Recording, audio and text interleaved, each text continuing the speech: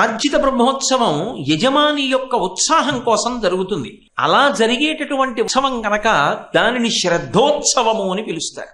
ఈ శ్రద్ధోత్సవం వెంకటాచలంలో ఆర్జితంతో మొదలుపెట్టి గ్రామ గ్రామాన కూడా మనందరం కలిసి తలకో రూపాయి వేసుకుని ఓ ఉత్సవం చేద్దాం అని ఆనందంగా ప్రజలందరూ కలిసి చేస్తారు.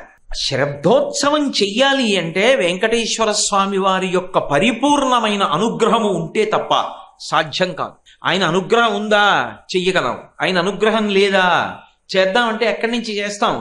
అందుకే శ్రద్ధోత్సవాలు ఎక్కడైనా జరిగినా శ్రద్ధోత్సవంలో పాల్గొనగలిగిన అదొక మహాద్భుతమైనటువంటి విశేషం. అదేం సామాన్యమైనటువంటి విషయం కాదు. అటువంటి శ్రద్ధోత్సవంలో పాలు పంచుకోవడం, అటువంటి ఉత్సవం జరుగుతుంటే వెళ్ళగలగడం, అటువంటి ఉత్సవం జరుగుతుంటే స్వామిని సేవించగలగడం, అవి మన యొక్క అభ్యున్నతికి కారణాలు. నరసింహో భూహు, కృతయుగంలో నరసింహస్వామిగా ప్రధానమైనటువంటి అవతారాన్ని స్వీకరించాడాయన. త్రేతాయాం రఘునందన, త్రేతాయుగం దగ్గరికి వచ్చేటప్పటికీ ఆయనే రామచంద్రమూర్తిగా అవతరించాడు. ద్వాపరే వాసుదేవశ్చ, ద్వాపర యుగం దగ్గరికి వచ్చేటప్పటికీ శ్రీకృష్ణ భగవానుడిగా అవతరించాడు. కలవు శ్రీవేంకటనాయక, కలియుగంలో ఆయనే వెంకటేశ్వరుడిగా అవతరించాడు. ఆ ఒక్క తత్వము ఏది ఉన్నదో ఆ విష్ణుతత్వమే, ఆ శ్రీమన్నారాయణుడే స్థితికారకుడై లోక సంరక్షణార్థం ప్రతి యుగంలో కూడా అవతార స్వీకారం చేస్తూ ఉంటాడు. అనేకమైనటువంటి అవతారాలు ఉన్నప్పటికీ ప్రధానమైనటువంటి అవతారములుగా ఒక్కొక్క యుగంలో ఒక్కొక్కటి కీర్తింపబడుతుంది. అందులో కృతయుగంలో ప్రధానమైనటువంటి అవతారం నరసింహావతారం. అలాగే త్రేతాయుగంలో ప్రధానమైనటువంటి అవతారం రామచంద్రమూర్తి యొక్క అవతారం. ద్వాపర యుగంలో శ్రీకృష్ణ పరమాత్మ యొక్క అవతారం. కలియుగంలో ఆయనే శ్రీవేంకటేశ్వరుడిగా అవతరించాడు. మిగిలినటువంటి అవతారాల్లో రాక్షస సంహారం కూడా అనుషంగికంగా ఉంటుంది. అనుషంగికము అన్న మాట నేను ఎందుకన్నానంటే, ఆయనే భగవద్గీతలో ఎందుకు అవతార స్వీకారం చేస్తూ ఉంటాను అన్న దాని గురించి మాట్లాడుతూ ఒక మాట ప్రస్తావన చేస్తాడు. పరిత్రాణాయ సాధూనాం వినాశాయ చ దుష్కృతాం ధర్మ సంస్థాపనార్థాయ సంభవామి యుగే యుగే అంటాడు. పరిత్రాణాయ సాధూనాం, ఆయనని నమ్ముకున్నటువంటి పరమ భాగవతోత్తములైన వారెవరుంటారో అటువంటి వారు ఈశ్వరుణ్ణి ఒక రూపంతో సాకారంగా చూడకుండా మేము ఉండలేము అని కోరుకుంటే అటువంటి వారి కోరిక తీర్చడం కోసమని ఒక రూపంతో ఈ భూమండలం మీదకు వస్తూ ఉంటాడు. అలా రావడం ప్రధానం కాబట్టి పరిత్రాణాయ సాధూనాం వినాశాయ చ దుష్కృతాం, రాక్షస సంహారం కూడా ఒక ప్రధానమైనటువంటి ప్రయోజనమే. ఇందులో కలియుగంలో వెంకటేశ్వరుడిగా అవతరించినటువంటి స్వామి దుష్ట శిక్షణ చేయడం విషయంలో పెద్దగా జోక్యం చేసుకోలేదు. ఎందుకంటే యుగం కలియుగం కనుక కలి యొక్క ప్రేరణ చేత మనుష్యుల యొక్క మనస్సులు పాపం చేయడం వైపుకే ఎక్కువగా అనురక్తమై ఉంటాయి. ధర్మాన్ని విడిచిపెట్టి ఈశ్వరుడు ఏది చెయ్యవద్దు అని నిషిద్ధ కర్మగా ప్రకటన చేశాడో అటువంటి నిషిద్ధ కర్మని ఆచరించడంలోనే ఉత్సుకత కలిగి ఉండడం సహజమైన విషయంగా ఉంటుంది. కాబట్టి మనుష్యుల యొక్క మనసు మార్చి వాళ్ళని రక్షించి ప్రధానంగా కలి యొక్క ఉద్ధతి నుండి వాళ్ళని కాపాడి వాళ్ళని సన్మార్గం వైపుకు తిప్పడానికి వీలుగా వాళ్ళు ఆపదలు పొందినప్పుడు, ఆపదలు ఎందుకు వస్తాయి అంటే కలి యొక్క ప్రభావం చేత చేసినటువంటి పాపాచరణము అనేక రకములైనటువంటి ఆపదలుగా పొటమరిస్తుంది. పొటమరించినప్పుడు ఆ ఆపదల్ని తీర్చడానికి తాను ఆ కలియుగంలో ఆ వెంకటాచలం మీద ఉండకపోతే కాపాడేవాడు ఉండడని, కలిపురుషుని యొక్క ఉద్ధతికి లోకులందరూ చాలా కష్టపడతారని అపారమైనటువంటి కరుణామూర్తి ఆ పర్వతం మీద వెలిశాడు. అందుకే అటువంటి వెంకటేశ్వర స్వామి వారు కారుణ్యానికి ప్రతిరూపం.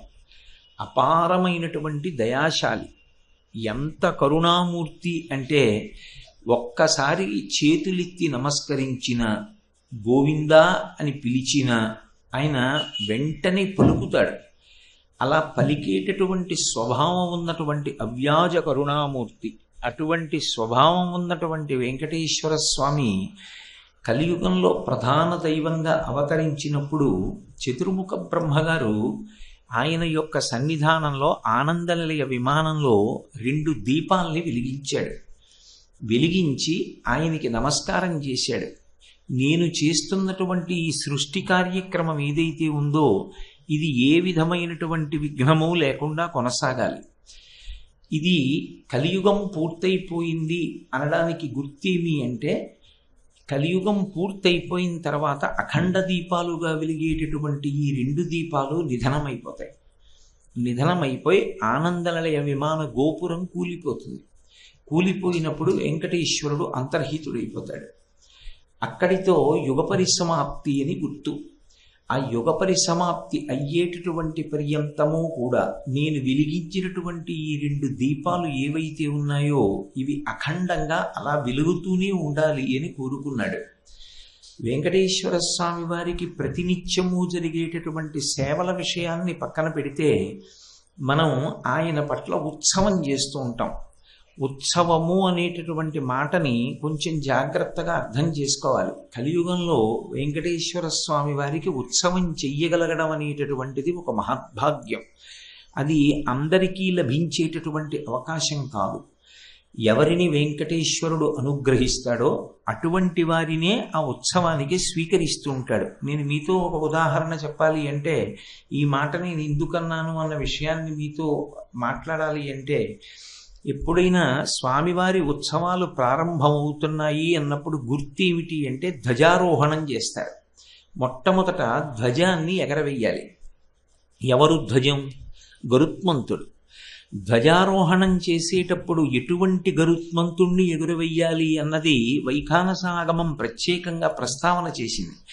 ఎందుకంటే వెంకటేశ్వరుడు ఇచ్చినటువంటి వరం చేత వైఖానసాగమాన్ని పాటిస్తూ ఉంటారు. అక్కడ ఆ గరుత్మంతుని యొక్క మూర్తిని ఒక వస్త్రం మీద గీసి ఎగరవేస్తారు. ఎగరవేసినప్పుడు ఆ గరుత్మంతుడు రెక్కలతో కూడుకుని ఎగరడానికి సిద్ధపడిన వాడిలాగా ఉండడు, ఎగురుతున్నవాడిగానూ ఉండడు. ఆయన చాలా విశేషమైనటువంటి రూపంతో ఉంటాడు. నిలబడి ఒక్క ఎడంకాలు మీదే నిలబడి కుడికాలు పైకెత్తి ఉంటాడు. ఆయన 2 చేతులు గాలిలో ఇలా పెట్టి ఉంటాడు. ఇలా పెట్టి ఉంటే ఒంటి నిండా పావులు చుట్టుకుని ఉంటాయి. ఆయన చేతులకు శంకరుడు ఎలా అయితే నాగాభరణాలు ధరిస్తాడో అలాగే ఈ చేతులకు, మోచేతులకి, భుజాలకి, నడుముకి, కాళ్ళకి, తొడలకి అన్నిటికీ కూడా పావులు చుట్టుకుని ఉంటాయి. ఒక పెద్ద పాము ఒకటి ఆయన మెడలో ఇలా పుష్పహారం కింద వేసి ఉంటుంది. అది కింద కలవకుండా ఇలా ఈ పక్క నుంచి ఇలా కిందకుండి తోక ఇటువైపుకి తిరిగి ఉంటే పడగ ఇటువైపుకి పెట్టి ఉంటుంది. అలా ఉన్నటువంటి గరుత్మంతుణ్ణి ఉత్సవాల సంరంభంలో ప్రారంభంలో దేవతలందరినీ ఆహ్వానం చేయమని ఆయన్ని ఆకాశ వీధిలోకి పంపుతారు. ధ్వజారోహణం అని ఆ పటం మీద గీసి పైకెత్తుతారు. ఎత్తినప్పుడు గరుత్మంతుడికి పాయసాన్నాన్ని నివేదన చేస్తారు. ఆ పాయసాన్నాన్ని కానీ ఎవరైనా తిన్నట్టయితే ఆ ప్రసాదాన్ని ప్రత్యేకంగా అది ఎవరికి ఇవ్వాలి అని చెప్తారంటే, నిస్సంతువులైన వారు, సంతానం లేనివారు ఎవరైనా ఉంటే ఆ ప్రసాదాన్ని వాళ్ళకి ఇస్తారు. ఆర్జితం అవుతుంది. వాళ్ళు దానికి సంబంధించినటువంటి వ్యయాన్ని భరిస్తారు శ్రద్ధోత్సవాల్లో. అన్యథా అయితే అలా ఒకవేళ భరించకపోయినా ఉత్సవం చేసినప్పుడు ఎవరు సంతానం లేనివారు ఉంటారో వారికి ఆ పాయసాన్నాన్ని ప్రసాదంగా ఇస్తే ఆ ప్రసాదాన్ని తీసుకున్న కారణం చేత వాళ్ళకి అపారమైనటువంటి బలము కలిగిన వారు, తేజోవంతులు, పరమ ఈశ్వర భక్తులైనటువంటి వారు, అపారమైనటువంటి మేధా సంపత్తి కలిగినటువంటి వారు సంతానంగా కలుగుతారు అని శాస్త్రవాక్కు. ఈశ్వరుడి యొక్క ఉత్సవం చేసేటప్పుడు అది కేవలం ఏదో ఆయన కొరకు కాదు, చేసేటటువంటి ప్రతి ఉత్సవానికి కూడా విశేషమైనటువంటి ఫలితం ఉంటుంది. ఆయనకి పుష్పోత్సవము అని ఒకటి చేస్తూ ఉంటారు, పుష్పయాగము అంటుంటారు. అందులో ఒక నియమం ఉంటుంది. వక్షస్థల పర్యంతం అంటే ఇక్కడి వరకు పువ్వులతో మునిగిపోవాలి మూర్తి. అలా మునిగిపోవడానికి అందరినీ పువ్వులు తీసుకురమ్మని చెప్తారు. మారేడు దళాలు, తులసీ దళాలు, పుష్పాలు అన్నీ తీసుకొచ్చి అదొక పెద్ద ఉత్సవంగా వక్షస్థల పర్యంతం ఆయనకి పువ్వులు సమర్పిస్తారు. అలా ఎవరైతే పుష్పాలు సమర్పించారో పుష్పోత్సవంలో, అలా సమర్పించినటువంటి వారి యొక్క రాబోయే 10 తరాలు, వెనక 10 తరాలు, ఇప్పుడు ఉన్నటువంటి తరం 21 తరాల వారు ఉద్ధరింపబడతారు. అలాగే స్వామివారికి ఎక్కడైనా ఉత్సవం చేసి అన్నదానం జరిగిందనుకోండి, ఆ అన్నదానం జరిగినప్పుడు నా వంతు దీన్ని వాడండి అని గుప్పెడు బియ్యం ఇచ్చిన, 4 కంది బద్దలు ఇచ్చిన, 1 రూపాయి కాసు ఇచ్చిన, ఎవరు అలా ఇచ్చారో వాళ్ళ వంశం అంతట్లోనూ 7 తరాల పాటు అన్నానికి లోటు కానీ, అన్నం తినడానికి అనారోగ్యం కలగడం కానీ లేకుండా ఈశ్వరుడు కాపాడతాడు. నేను ఇవి మీకు కొన్ని ఉదాహరణలుగా ప్రస్తావిస్తున్నాను. వెంకటేశ్వర స్వామి వారు ఆనందనిలయ విమానంలో శేషశైలం మీద ఎందుకు వెలిసి ఉన్నారు అంటే, ఆయన అలా ఉన్నారు కాబట్టి మనం ఆయన్ని సేవించడానికి, ఉత్సవాలు చేయడానికి అవకాశం కల్పించి తత్కారణం చేత తిరిగి మననే అనుగ్రహిస్తూ ఉంటారు. ఆయనకి ఏదో తక్కువైందని కాదు, మనం ఆ ఉత్సవంలో సంతోషంగా పాల్గొన్న కారణం చేత, ఒక్కొక్క కార్యాన్ని చేసిన కారణం చేత మనం ఊహించలేనంత అద్భుతమైనటువంటి ఫలితములను ఆయన వెలువరిస్తూ ఉంటాడు. అంతటి మహాశక్తివంతుడైనటువంటి పరమాత్మ, అంతటి కారుణ్యమూర్తి, చాలా తేలికగా ప్రసన్నమయ్యేటటువంటి స్వరూపం. అందుకే ఉత్సవము అనేటటువంటి మాటని వ్యాఖ్యానం చేశారు. ఎందుకు అసలు ఉత్సవం చెయ్యాలి అంటే, ఉత్సవము అంటే అన్న మాటకి అర్థం ఉత్సే హర్షతి ఇది ఉత్సవ అని. దాని వలన ప్రకటనమవుతుంది హర్షము. ఒక ఉత్సవాన్ని చేసినప్పుడు విపరీతమైనటువంటి సంతోషం కలుగుతుంది. ఇల్లు, సంసారం, తనకున్నటువంటి విపరీతమైన కష్టాలు, సుఖాలు అన్నీ మర్చిపోతాడు. లోపల గొప్ప సంతోషము ఉద్భుతమవుతుంది. అది ఎవరో ఒకరు చేసేది కాదు, జనులందరూ కలిసి, భాగవతులందరూ కలిసి పరమ సంతోషంగా కార్యక్రమాన్ని చేస్తారు. అలా చేసినప్పుడు ఆయన నామం చెప్తూ బయలుదేరడం దగ్గర నుంచి మీరు ఆ ఉత్సవ ప్రాంగణంలోకి అడుగు పెట్టడం వరకు కూడా ఈశ్వరుడు జీవితంలో చేసినటువంటి ఒక అద్భుతమైన విషయంగా స్వీకరిస్తాడు. స్వీకరించి ఆయన దానికి మనం లెక్క పెట్టడానికి వీలు లేనంత ఫలితాన్ని అనుగ్రహిస్తూ ఉంటాడు. అందుకే వెంకటేశ్వర అవతారం గురించి స్కాంద పురాణం మాట్లాడుతూ కొన్ని అద్భుతమైనటువంటి విషయాల్ని బయటపెడుతుంది. మనం వెంకటేశ్వర సుప్రభాతం పాడుతూ ఒక మాట అంటాం, రేఖామయధ్వజుధా కలశాతపత్ర వజ్రాంకుశాంబురుహ కల్పక శంఖ చక్రై భవ్యైరలంకృతతలౌ పరతత్వ చిహ్నై శ్రీ వెంకటేశ చరణౌ శరణం ప్రపద్యే అంటాం. ఆయన యొక్క పాదములను దర్శనం చెయ్యవలసినటువంటి విధానం గురించి సుప్రభాతంలో అన్నన్ అనబడేటటువంటి ఒక మహానుభావుడు రచన చేశాడు, దాన్ని ప్రస్తావన చేస్తాడు. అది సుప్రభాతంలో పాల్గొనడం, సుప్రభాతం చదవడం దగ్గర నుంచి కూడా మనసు ఉత్సాహాన్ని పొందుతుంది, హర్షము ప్రకటనమవుతుంది, ఆ సంతోషము వ్యక్తమవుతుంది. ఆ వ్యక్తమైన కారణం చేత ఆయన ఏం చేస్తాడంటే, దుఃఖములను తొలగించి నా సేవలో పాల్గొని నువ్వు ఇంత ఉత్సాహాన్ని, సంతోషాన్ని ప్రకటించావు కాబట్టి నీ దుఃఖములను నేను నాశనం చేస్తున్నాను అని చెప్పి, ఏవి మన దుఃఖమునకు కారణములు అంటే ధార్మికమైన కారణములు కొన్ని ఉంటాయి. నాకు ఉద్యోగం రావాలి అని ఒక చదువుకున్న పిల్లవాడు కోరుకున్నాడు అనుకోండి, అందులో ఏమీ దోషం ఉంది. నాకు పెళ్లి కావాలి అని ఒక ఆడపిల్లో మగపిల్లాడో కోరుకుంటే అందులో దోషం లేదు. నాకు సంతానం కలగాలి అని కోరుకుంటే అందులో దోషం లేదు. నేను మంచి కార్యక్రమాలు చెయ్యాలి అని కోరుకుంటే అందులో దోషం లేదు. అటువంటి కోరిక తీరకపోతే ఏర్పడేటటువంటి దుఃఖమునకు కారణము గత జన్మలలో చేసుకున్నటువంటి పాపము. అది ప్రతిబంధకంగా వచ్చిన కారణం చేత ఆ కోరిక తీరక దుఃఖపడుతుంటాడు. నీకు నిజానికి దుఃఖపడడానికి ఒక కారణం ఉన్నప్పటికీ కూడా నా సేవయందు పాల్గొని నువ్వు నీ దుఃఖాన్ని మరిచిపోయావు. లేదా నీకు గతంలో చేసుకున్నటువంటి పుణ్యాన్ని అడ్డుపెట్టి నేను కొన్ని సుఖస్థానాలు ఇచ్చాను. ఆయన మహదైశ్వర్యవంతుడు. కానీ ఆయన కూడా భగవంతుడి యొక్క నామం చెప్తూ నేను ఇంత ఐశ్వర్యవంతుణ్ణి అని ఏ పాటి అతిశయాన్ని ప్రకటించకుండా పరమ సంతోషంగా ఆ స్వామివారి యొక్క వాహనం వెడుతున్నప్పుడు పక్కన నిలబడి గోవిందనామం చెప్తూ నర్తన చేస్తూ ఆనందంగా బయలుదేరి వెడుతున్నాడు. ఇప్పుడు ఆయన తాను ఎంతటి వాణ్ణి అన్నది మరిచిపోయి పరమ సంతోషంగా నృత్యం చేస్తూ గోవిందనామం చెప్తూ చప్పట్లు కొడుతూ వెడుతున్నాడు. ఒకడు తన అతిశయాన్ని సుఖాన్ని మరిచిపోయాడు, ఇంకొకడు తన కష్టాన్ని మరిచిపోయాడు. ఎవరు ఈ రెండిటినీ కూడా విడిచిపెట్టి పరమాత్మ యొక్క సేవయందు సంతోషాన్ని పొందుతారో, అలా సంతోషము ప్రకటనం అవ్వడానికి కారణమైనటువంటిది ఉత్సవము. ఉత్సవము ఆంతర ఉత్సవము, బహిరుత్సవము అని రెండుగా మారిపోతుంది. ఒకటి లోపల జరిగేటటువంటి ఉత్సవం. లోపల ఎందుకు ఉత్సవం జరుగుతుంది అంటే, ఏదైనా మనం ఈశ్వరుడికి ఒక యజ్ఞయాగాది క్రతువులు చెయ్యాలి అనుకున్నాం అనుకోండి, అరణి మంధనము అని ఆ అరణిని తీసుకొచ్చి అక్కడ పెట్టి మథనం చేస్తారు.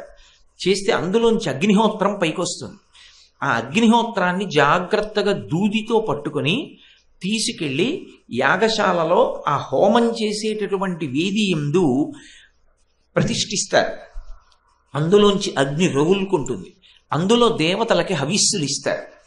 ఇప్పుడు అలా దేవతలకి హవిస్సులు ఇవ్వడానికి కావలసినటువంటి సౌలభ్యంతో కూడినటువంటి వ్యవస్థ ఏర్పడాలి అంటే అరణిని తీసుకొచ్చి మథనం చెయ్యాలి. చేస్తే అందులోంచి అగ్ని వస్తుంది. అలా ఒక్కొక్కడు ఏం చేస్తాడంటే, ఒక స్థాయికి చేరిపోయినటువంటి వ్యక్తి తన పూజామందిరంలో తాను కూర్చుని ఇక్కడే పంచేంద్రియముల యొక్క ఉన్మాదాన్ని అరికట్టి భగవద్దర్శనం చేస్తూ ఉంటాడు. ఇంద్రియములు పైన తిరగకుండా మనస్సు అంతర్ముఖత్వాన్ని పొందుతుంది. పొంది ఆ భగవంతుని యొక్క పాద దర్శనంలో అపారమైనటువంటి ఆనందాన్ని పొందేస్తూ ఉంటాడు. ఈ మనస్సు భృంగమై భగవంతుడి చుట్టూ తిరగడం అరణి మథనం చేయడం లాంటిది. అందులోంచి అగ్ని ఎలా పుడుతుందో అలా ఈశ్వరుని యొక్క ఆనందము ఇక్కడే పుడుతుంది. ఆయన కన్నుల వెంట నీరు కారుతుండగా రోమాంచితమై వెంట్రుకలు నిక్కపొడుచుకొని పరమ సంతోషాన్ని అనుభవిస్తూ ఉంటాడు. అది ఏ ఒక్కడో చేసుకోగలిగిన ఉత్సవం, అది అందరూ సాధించగలిగినటువంటి ప్రజ్ఞ కాదు. కానీ తేలికగా అందరూ అటువంటి స్థితిని పొందడానికి కావలసినటువంటి స్థితి ఎక్కడ లభ్యమవుతుంది అంటే, మనందరం కలిసి బాహ్యంలో చేసేటటువంటి ఉత్సవంలో స్వామిని ఒక పల్లకీలో పట్టుకుని మనం వెడుతున్నాం అనుకోండి, ఒక వాహనం మీద తీసుకుని వెడుతున్నాం. అప్పుడు అందరూ వాహనం పట్టుకుంటారు, అందరూ స్వామి దగ్గర కోలాటం ఆడతారు, అందరూ పాటలు పాడతారు, అందరూ నృత్యం చేస్తారు, అందరూ భగవన్నామం చెప్తారు, అందరూ చక్కగా ఏవో తీసుకొచ్చినటువంటి వివిధ వాద్య పరికరములను మోగిస్తారు. అప్పుడు తమకు తెలియకుండానే ఆ ఈశ్వర సేవలో అందరూ కూడా మనసు వశమైపోతుంది. అప్పుడు ఇంకొక ఆలోచన ఏమీ ఉండదు, కేవలం ఆ భగవత్ సంబంధం ఒకటే. ఎంత సంతోషంగా ఉంటుందో ఆ వెళ్ళి రావడం. అలా వెళ్ళి రావడానికి భగవంతుడు వాహనం మీద వెడుతున్నప్పుడు ఆయనతో కలిసి వెళ్ళాలన్నా, అలా మనసు పొంగాలన్నా అది అంత తేలికైన విషయం కాదు. అలా ఉత్సవంలో పాల్గొనాలి అంటే అది కూడా కేవలం పరమాత్మ యొక్క అనుగ్రహం చేత మాత్రమే సాధ్యమవుతుంది. మనుష్యునికి తన యొక్క ప్రమేయము పెద్ద సాధన లేకుండా అంత పొంగు దేనివల్ల వస్తుంది అంటే ఒక్క కారణం చేత వస్తుంది. తనను తాను మరిచిపోయి ఊగిపోతాడు. ఎప్పుడు అంటే కోపం వచ్చినప్పుడు. అది ఆసురీ ప్రవృత్తి. విపరీతమైన కోపం వచ్చేసింది అనుకోండి, ఆ కోపంలో ఊగిపోతాడు. ఊగిపోయి ఇంక ఏది మనసుకు అంటదో. ఎవరి మీద కోప్పడుతున్నాడో ఆయన గురించిన ఆలోచన ఒక్కటే ఉంటుంది. ఊగిపోయి ముఖం అంతా జేవురించేసి మాట్లాడుతుంటాడు. అది పొంగు అంటారు. పొంగు అన్న మాటకి అర్థం మీకు తేలికగా అర్థం అవడానికి నేను ఒక నీచోపమానాన్ని వేశాను. ఒక కోపం వచ్చినప్పుడు లోపల నుంచి ఏది పొంగిందో అది బయట నుంచి వచ్చి లోపలికి వెళ్ళలేదు, లోపల ఉన్నది పొంగింది. పొంగినప్పుడు స్వస్వరూపాన్ని మర్చిపోయారు. శాంతం పోయింది. మీరు ఎప్పుడూ ఎలా ఉంటారో అలా ఉండలేకపోయారు. కోపం తెచ్చుకున్నట్టుగా ప్రవర్తించడం వేరు, కోపానికి వశపడిపోవడం వేరు. ఒక్కొక్కసారి కోపము తేలికైన సాధనం వ్యవస్థని చక్కబెట్టడానికి. అప్పుడు ఏం చేయాలంటే కోపం వచ్చిన వాడిలా ప్రవర్తించాలి. బాబోయ్ ఆయన కోపం వచ్చిందండి మనం ఒళ్ళు దగ్గర పెట్టుకోవాలని అందరూ జాగ్రత్తగా ఉంటారు. కానీ ఆయన నిజంగా కోపానికి వశపడిపోకూడదు. ఆయన నిజంగా కోపానికి వశపడిపోయాడు అనుకోండి, ఆయన దిద్దుకోలేడు అసలు. ముందు ఆయనే ఒక పెద్ద మృగం కింద మారిపోతాడు. అలా అవ్వకుండా ఉండాలి అంటే తాను కోపమునకు వశపడకుండా నోటి వెంట మాట ఎక్కడ ధూర్తతనంతో కూడినది కాకుండా చాలా జాగ్రత్తగా కోపాన్ని నిగ్రహించుకుని ఎప్పుడూ కూడా పరిశీలించుకుంటూ ఉండాలి. అదే కోపము లోపల నుంచి ఎలా ఉద్భుతమవుతుందో, ఎలా పైకి లేస్తుందో, అలా లోపలే దాగి ఉన్నటువంటి హర్షము, సంతోషము కూడా ఉద్భుతం అవ్వాలి. సంతోషం ఎప్పుడు ఉద్భుతమవుతుంది? మనకి కోరిక తీరిందనుకోండి, సంతోషము ఉద్భుతమవుతుంది. కానీ శాస్త్రంలో, యోగ శాస్త్రంలో ఒక మాట చెప్తారు. పతంజలి యోగ భాష్యంలో ఒక మాట చెప్తాడు. చాలా కోపం వచ్చినప్పుడు మనలో ఎంత శక్తి నష్టమైపోతుందో అంతకన్నా 10 రెట్ల శక్తి ఎప్పుడు నష్టమైపోతుంది అంటే మనకు ఒక కోరిక తీరింది అన్న సంతోషం ఉద్భుతమైనప్పుడు. కానీ భగవత్ సంబంధమైనటువంటి హర్షము లోపల నుంచి బయటికి ప్రకటనమైతే లోపల ఉండేటటువంటి అత్యంత ప్రధానమైన మౌలికమైనటువంటి అవయవాలన్నిటికీ కూడా రక్షణను చేకూర్చగలిగినటువంటి స్థితి పొందుతుంది. అది భగవత్ సంబంధమైనటువంటి హర్షమునకు, సంతోషమునకు ఉండేటటువంటి ప్రత్యేక లక్షణం. అది దేని చేత ఉద్భుతమవుతుంది అంటే కేవలము ఉత్సవమునందు పాల్గొన్న కారణం చేత మాత్రమే అలా పెళ్ళుబుకిందంటారు, పైకి పొంగిందంటారు. ఆ పొంగడం అనేటటువంటిది సాధ్యమవుతుంది. అందుకే ఉత్సవానికి రెండో నిర్వచనం చెప్తూ ఒక మాట అంటారు. ఉత్సే కామార్ష ఇది రీత్యా ప్రసవే మహోత్సవ అని పిలుస్తారు. ఉత్సే కామర్ష. ఎప్పుడైతే ఒక ఉత్సవంలో మనం బయలుదేరి వెడుతున్నామో, ఆ ఉత్సవంలో పాల్గొనగానే మనకి తెలియకుండా మనకి సంబంధించిన అన్ని విషయాలు మరిచిపోతాం. మరిచిపోయి అక్కడ ఏదో మంచి అభిషేకం జరుగుతోందనుకోండి, ఆ అభిషేకాన్ని చూస్తూ గొప్ప ఆనందపడిపోయి ఇలా 2 చేతులతో నమస్కారం చేసి పరవశించిపోతుంటాం. అందుకే అభిషేక ప్రక్రియలో కూడా చాలా మనసుని ఆకట్టుకుని రంజకత్వం పొందేటటువంటి విషయాలుగా కూడా దాన్ని రూపకల్పన చేస్తుంటారు. కారణం అది చూస్తున్నప్పుడు మనసు ఉద్భుతమవుతుంది, లోపల నుంచి హర్షము పొంగుతుంది. అలా ఈశ్వర సేవలో ఎన్ని రకాలుగా మార్చి ఆ పొంగు తెచ్చుకోవచ్చో అన్ని రకాలుగానూ ఆ పొంగుని పొందడానికి సాధనంగా ఉత్సవం నిలబడుతుంది. అందుకే అది ఒకరి కొరకు కాకుండా జనులందరూ కలిసి చేసుకుంటారు. దాని వలన ప్రయోజనము ఎవరో ఒకరికి సంభవించదు, అందరికీ సంభవిస్తుంది. అందుకే ఇంట పూజ చేసుకున్నవాడి కన్నా ఒక ఉత్సవ నిర్వహణ చేసినటువంటి వాడు ఈశ్వరుని యొక్క అనుగ్రహానికి విశేషంగా పాత్రుడవుతాడు. ఎందుకంటే ఆయన అది తన కొరకు చేసినది కాదు, తన కొరకు చేసుకున్నది కాదు. తనకి ఈశ్వరుడు ఏ విభూతిని ఇచ్చాడో ఆ విభూతిని ఇంతమందికి మనసులోంచి పొంగు రావడానికి ఉపయోగించాడు. అలా ఎవడు ఉపయోగించాడో అలా ఉపయోగించిన వాళ్ళందరూ ధన్యులే. అందుకే అందులో అందరూ భాగస్వాములు అవుతారు.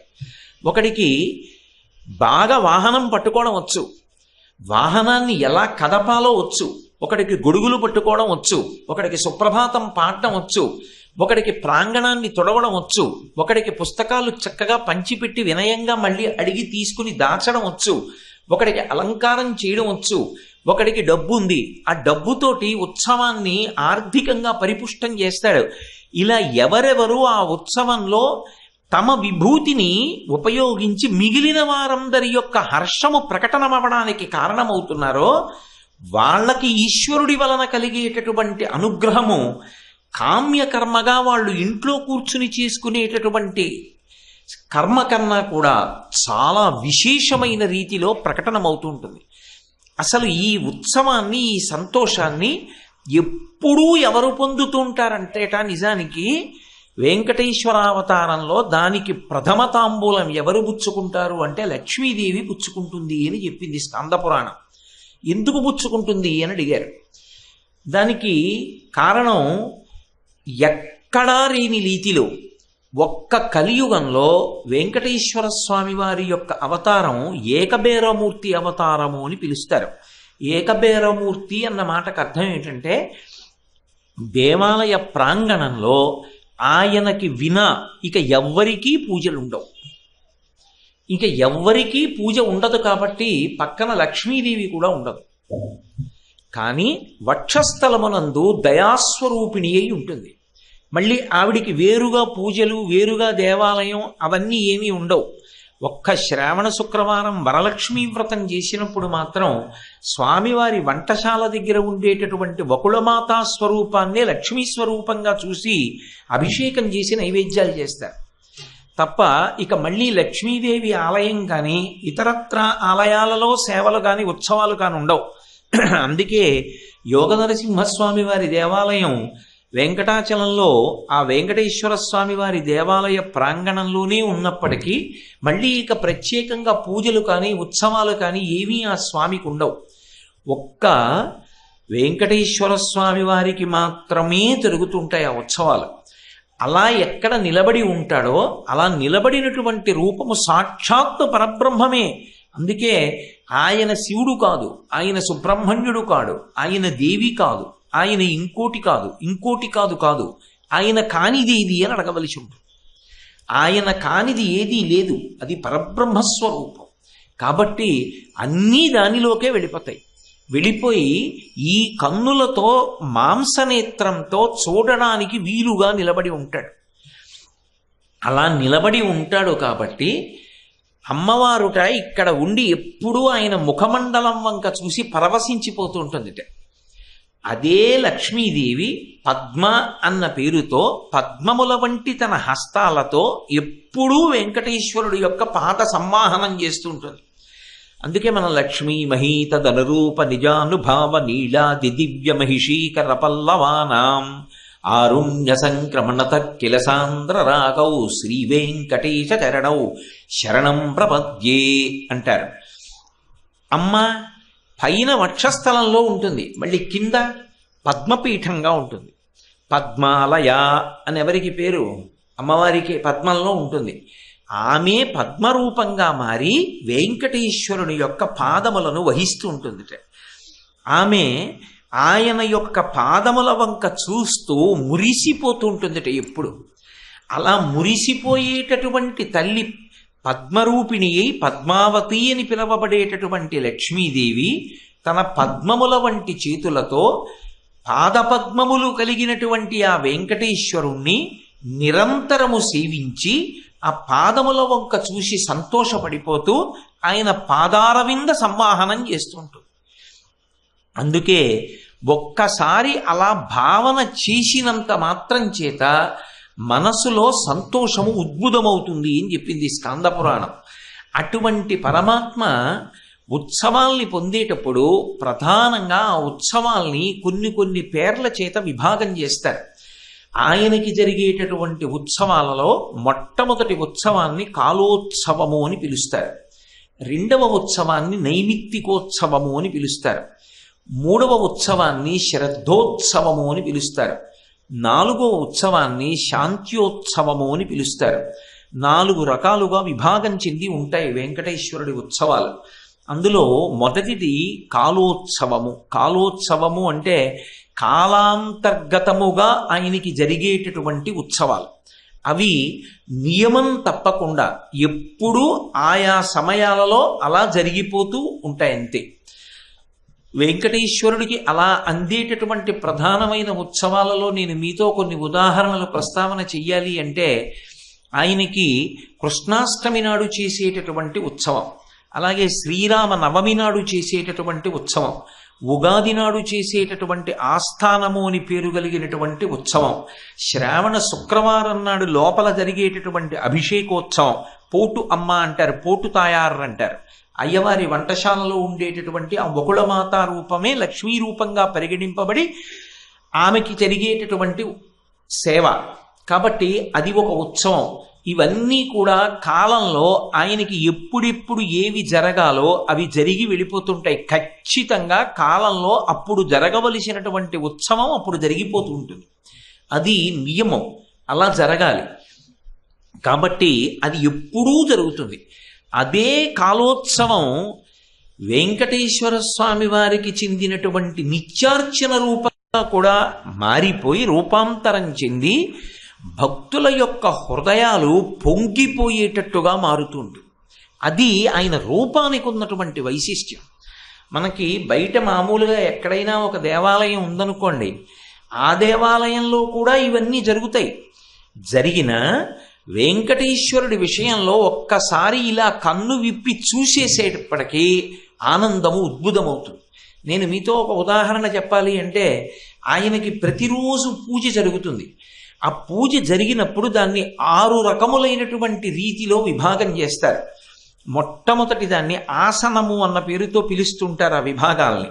అందులో మొదటి దాన్ని మంత్రాసనము అని పిలుస్తారు, రెండవ దాన్ని స్నానాసనము అంటారు, మూడవది అలంకారాసనము, నాలుగవది ఆయనకి జరిగేటటువంటి ఆ భోజ్యాసనము, ఐదవది యాత్రాసనము, ఆరవది పర్యంకాసనము అంటారు. ఈ 6 ప్రతిరోజు కూడా ఆయా కాలముల యందు ఎప్పుడెప్పుడు ఏది జరగాలో అది జరుగుతూ ఉంటుంది. ఉదాహరణకి మంత్రాసనము అని ఆయనకి జరిగేటటువంటి సేవలలో ఒక అంతర్భాగం, అది చూడడం కూడా సంతోషమే అన్నారు. ఏమిటా మంత్రాసనం అంటే అసలు ఎవరు వెంకటేశ్వరుణ్ణి సేవించడానికి బ్రహ్మస్థానంలో కూర్చుని ఉంటారో, అంటే ప్రధానమైనటువంటి అర్చకుడుగా ఉంటారో, ఆయన వేసుకునేటటువంటి పీట ఒక విశేషంతో ఉంటుంది. దాని మీద ఆదికూర్మం ఉంటుంది. ఆదికూర్మం లిఖింపబడినటువంటి ఒక పీట ఉంటుంది.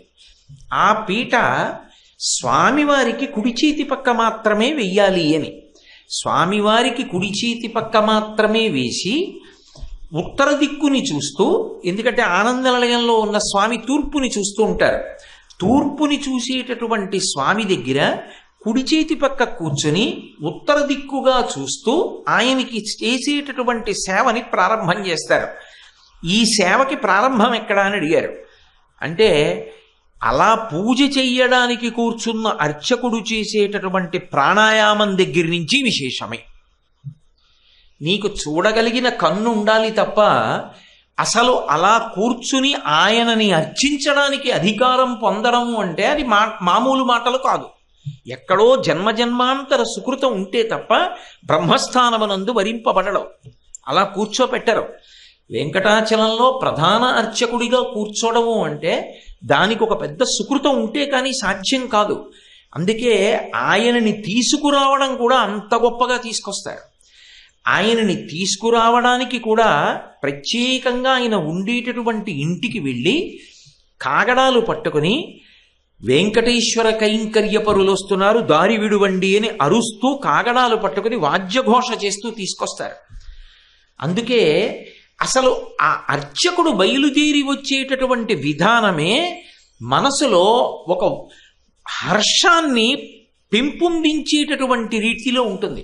మీరు ఎప్పుడైనా తిరుమల వెళ్ళినప్పుడు కళ్యాణం చేయడానికి వాళ్ళు తీసుకొచ్చే పీట మీరు చూశారో లేదో, ఆ అర్చకులు ప్రధానంగా మంత్రభాగాన్ని సమన్వయం చేసేటటువంటి వ్యక్తి కూర్చోడానికి ఓ పీట తీసుకొస్తారు. పెద్ద పీట ఉంటుంది, దాని మీద ఆదికూర్మం చెక్కబడి ఉంటుంది. అలా ఆదికూర్మం చెక్కబడినటువంటి పీట మీద కూర్చుంటారు. దానికి ప్రత్యేకంగా ఒక వ్యక్తి సహాయకుడిగా ఉండి ప్రధాన అర్చకుడు వస్తున్నాడు అంటే ఆ పీట వేయాలి, వేస్తే దాని మీద కూర్చుంటారు. అందుకే వెంకటేశ్వరుడి ఆరాధన ఎక్కడ మొదలు అంటే ఆయన సేవలో మొదలు కాదు, ఆయన సేవ చెయ్యడానికి ప్రధానంగా నియమింపబడిన వారి రాక దగ్గర మొదలు. అందుకే అది ఉత్సవం. అందుకే మనం సుప్రభాతానికి వచ్చేటప్పుడు ఏం చేస్తుంటాం, అందరం వచ్చేసి నిలబడేదో సుప్రభాతం పఠించడం కాదు, ఆ వేళ కొరకు ఎదురు చూస్తూ అర్చకుల్ని కాగడాలతోటి మేళతాళాలతోటి దారి విడవండి అంటూ వాళ్ళు వెనక ఉంటే మనందరం ముందు నడుస్తూ గోవిందనామని చెప్తూ తీసుకొస్తాం. అసలు ఆ తీసుకురావడానికి అందరం వెళ్ళడం, వాళ్ళని తీసుకురావడమే ఒక పెద్ద ఉత్సవం. కాబట్టి కాలోత్సవమునందు ఆయనకి జరిగేటటువంటి తిథులలో జరిగే ఉత్సవాలు పక్కన పెట్టండి.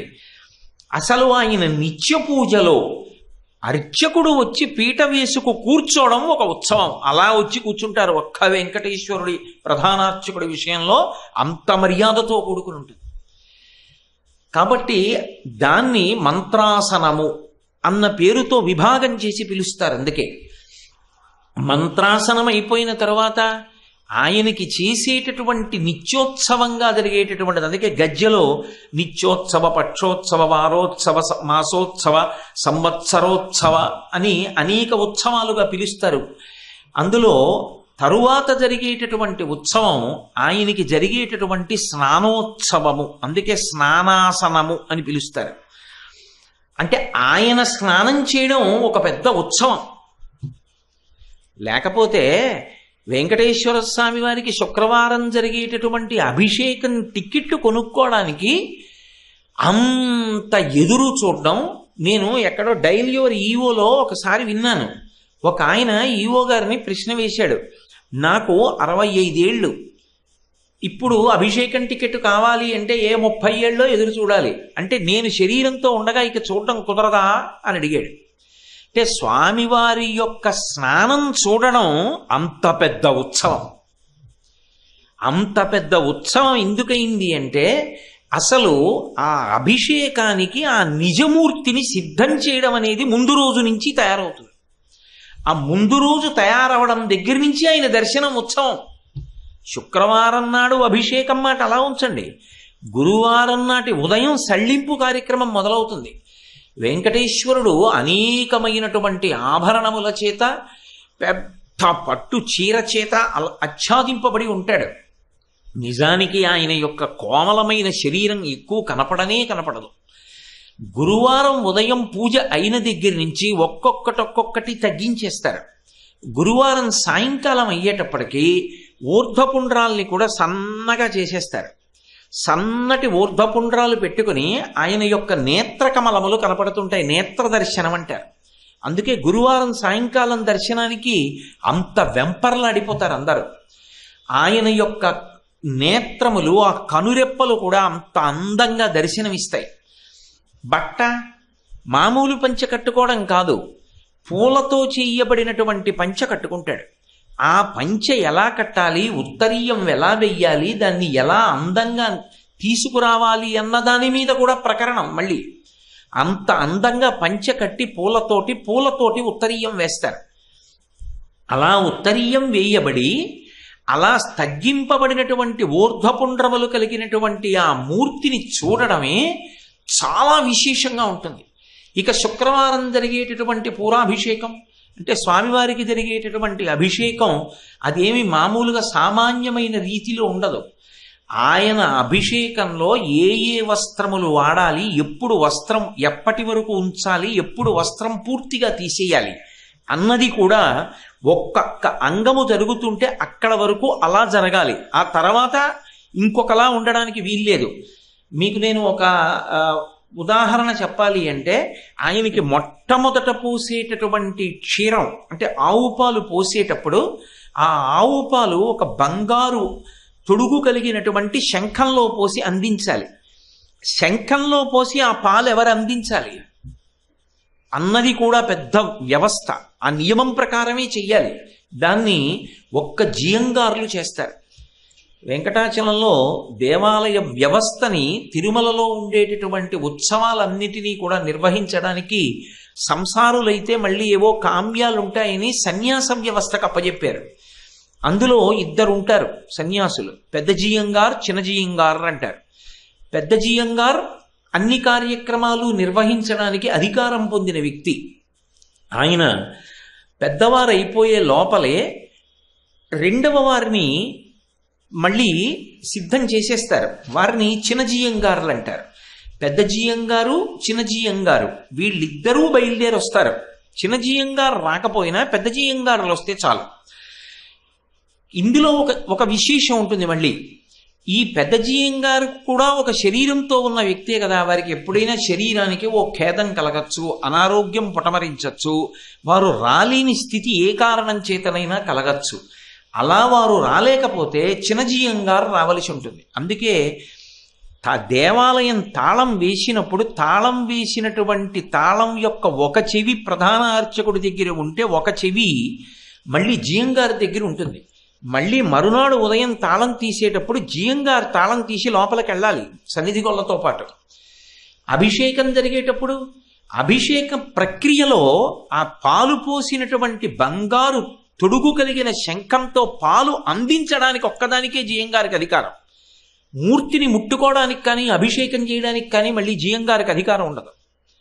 అది మళ్ళీ ప్రధాన అర్చకుడు ఒక్కరే చేస్తారు. ప్రధాన అర్చకుడికి ఎవరు సహాయకులు ఉంటారో వారు స్వామి వెనక నిలబడతారు. వెనక నిలబడి ఆయన స్వామివారి యొక్క కేశపాశం ఉంటుంది, అలంకారం తీస్తే కనపడుతుంది, పెద్ద జుత్తు భుజాల మీదకు పడుతుంది. ఆ కేశపాశాన్నంతటినీ అభిషేకం చేసి దాన్నంతటినీ కూడా గట్టిగా రుద్దుతారు. ఆ అభిషేక ప్రక్రియలో మళ్ళీ కొన్ని విశేషాలు ఉంటాయి. అవి తెలుసుకుని అభిషేకానికి వెడితే మరింత ఆనందం ఉద్భుతమవుతుంది. అందులో మొదటి చెయ్యవలసింది ఏమిటంటే దంతకాష్ఠ సమర్పణము అంటారు. దంతకాష్ఠ సమర్పణము అంటే బంగారు పళ్ళెం మీద వస్త్రం వేసి అందులో ఆయన పళ్ళు తోముకునేటటువంటి పుల్ల పెట్టి ఆయనకు అందిస్తారు. ఆయన పుల్ల పెట్టి పళ్ళు తోముకున్నారు అని దానికి ఆయన పళ్ళు తోముకున్నట్టుగా చూపించి తీసేస్తారు, పక్కకి పడేసి చేయగడుక్కుంటారు అర్చకుడు. అలాగే మళ్ళీ ఆ నాలుక శోధన చేసుకోవడానికి ఒక పరికరాన్ని అందిస్తారు. అంటే మనమైతే నాలిగ్ గీసుకునే బద్ద అంటాం, అలా అంటే మీకు తేలిగ్గా అర్థం అవుతుంది. ఆ పరికరాన్ని పెట్టి అందిస్తారు. అందించి ఒకరు అందిస్తే ప్రధాన అర్చకుడు తీసుకుని నాలుక ఇలా ఆయన శుభ్రం చేసినట్టు శోధన చేశారంటారు. శోధన చేసి పక్కన పెట్టేస్తారు, పెట్టేసి చేతులు కడుక్కుంటారు. ఇవి జరిగిన తర్వాత పాద్యం ఇవ్వాలి, పాదాల మీద పాద్యం ఇవ్వాలి, తర్వాత అర్ఘ్యం ఇవ్వాలి, మళ్ళీ పాద్యం ఇవ్వాలి. ఇచ్చిన తరువాత అభిషేక క్రతువు ప్రారంభం అవుతుంది. అభిషేక క్రతువు ప్రారంభమైనప్పుడు లంగోటే ఒక్కటే కట్టాలి, మిగిలిన అలంకారం ఇంకా ఏదీ ఉండదు. ఉండకుండా తెల్లటి లంగోటి ముందుకు వేలాడుతూ ఉంటుంది. అది మళ్ళీ ఒక ప్రత్యేకమైన స్థాయి వరకు అభిషేకం వచ్చిన తర్వాత లంగోటి తొలగించాలి. అసలు అప్పుడు చూస్తే నల్ల తుమ్మెదల రంగు ఎలా ఉంటుందో అటువంటి రంగుతో ఆపాదమస్తకం మెరిసిపోతాడు. అప్పుడు పసుపు అలది నీరాజనం ఇస్తారు తులసిమాల వేసి. ఎంత సౌందర్యంగా ఉంటాడో. మళ్ళీ ఆ అభిషేక ప్రారంభం చేసినప్పుడు అందులో కొన్ని అంగాలు ఉంటాయి. అందులో కొన్ని అంగాలలో మొట్టమొదటే స్వామికి అభిషేకం మొదలు పెట్టకూడదు. స్వామివారి యొక్క దివ్య శరీరానికి అంతటికీ కూడా సుగంధ ద్రవ్యాల్ని అలదాలి. దానికి మళ్ళీ కొలతలు ఉంటాయి, ఏ కొలతలో ఏ పదార్థాన్ని తేవాలి అన్నది. ఆ పదార్థాలని తీసుకొస్తారు. తీసుకొచ్చి ఈ పదార్థాలంతటినీ కూడా అలదుతారు. ఏకాంగి లోపలికి వెళ్ళడు ఆ సమయంలో. మీరు ఎప్పుడైనా తిరుమల వెడితే ఏకాంగి వచ్చారంటారు. ఏకాంగి కాదు నిజానికి, అది భ్రంశమైన మాట. ఏకాకి. అసలు ఏకాకి ఎవరు అంటే పెదజీయం గారు చిన్నజీయం గారుల దగ్గర 4 శిష్యులు ఉంటారు. ఆ 4 శిష్యుల్ని ఏకాకి అని పిలుస్తారు. వాళ్ళలో 2 కొండ మీద ఉంటారు, 2 కింద గోవిందరాజస్వామి దగ్గర ఉంటారు. 6 నెలలు కొండ మీద చేసిన వాళ్ళు 6 నెలలు కిందకి గోవిందరాజుల దగ్గరికి వస్తారు. 6 నెలలు కింద చేసిన వాళ్ళు 6 నెలలు పైకెడతారు. ఈ ఏకాంగి అంటే అర్థం అవుతుంది అందరికీ. ఇవాళ అలా అంటున్నాను కానీ నిజానికి అది ఏకాకి.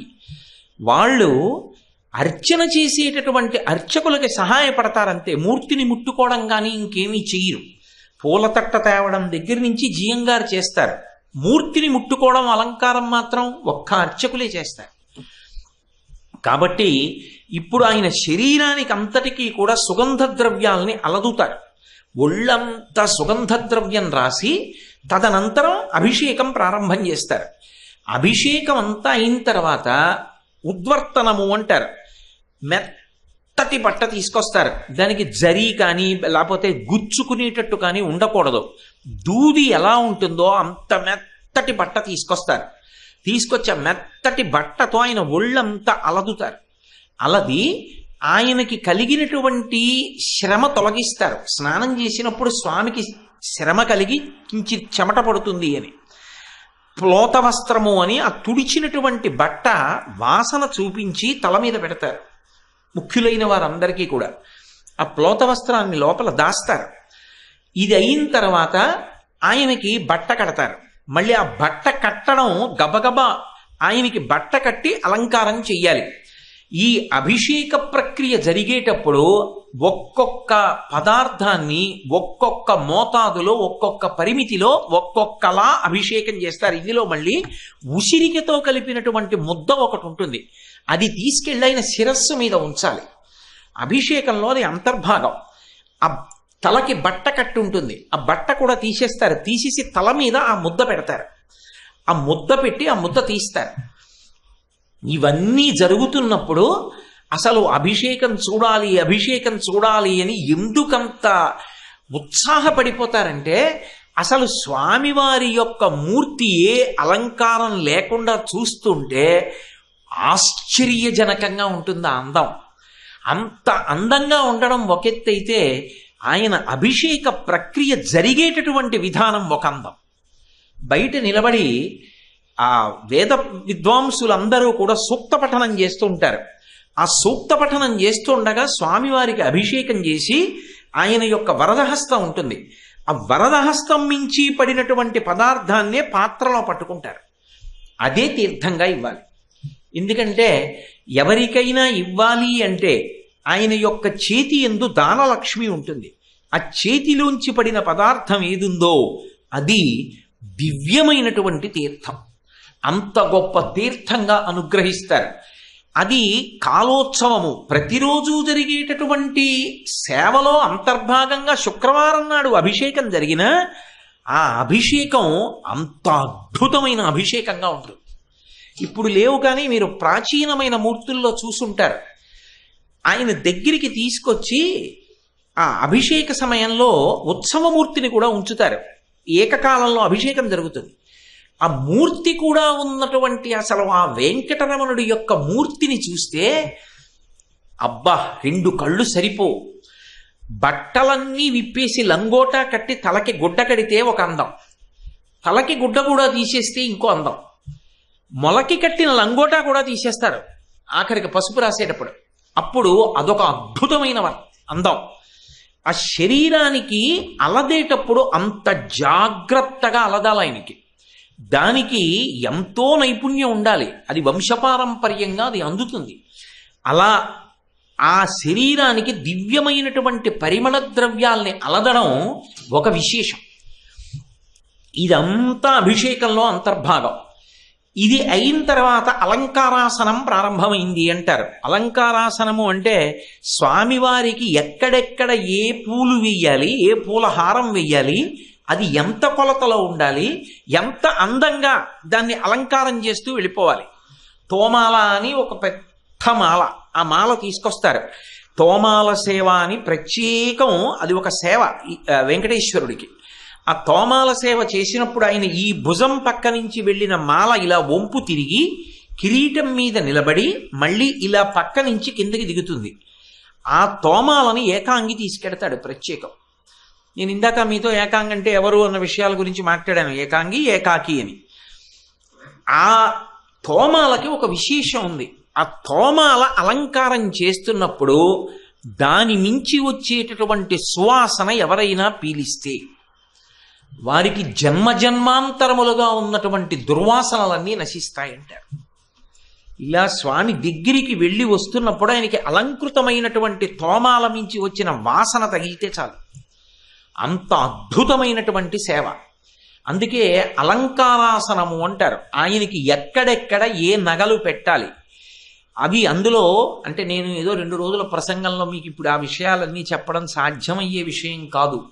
ఆయనకి చేతులకు పెట్టుకునేటటువంటి నాగాభరణములు ఎందుకు పెట్టుకుంటారు అన్న దాని దగ్గర నుంచి ఒక్కొక్క ఆభరణాన్ని ఆయనకి అలంకారం చేయడం వెనక అంతంత పెద్ద పెద్ద కథలు, విశేషాలు ఉన్నాయి.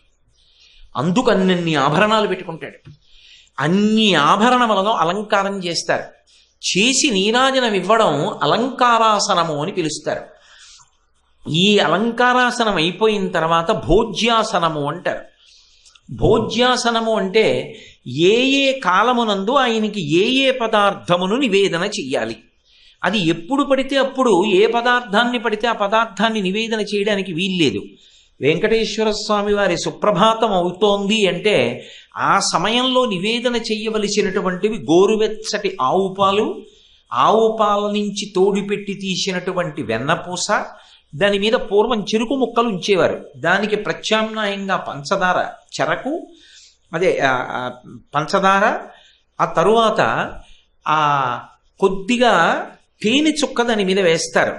వేసి తట్టలో పెట్టి స్వామివారికి ప్రథమ నైవేద్యం కింద సమర్పణం చేస్తారు. ఏ కాలమునందు ఏ సమయంలో ఆయనకి ఏ పదార్థం నివేదనం అవ్వాలి. ఓడు అంటారు, కుండ పెంకులో నైవేద్యం పెడతారు ఒకప్పుడు.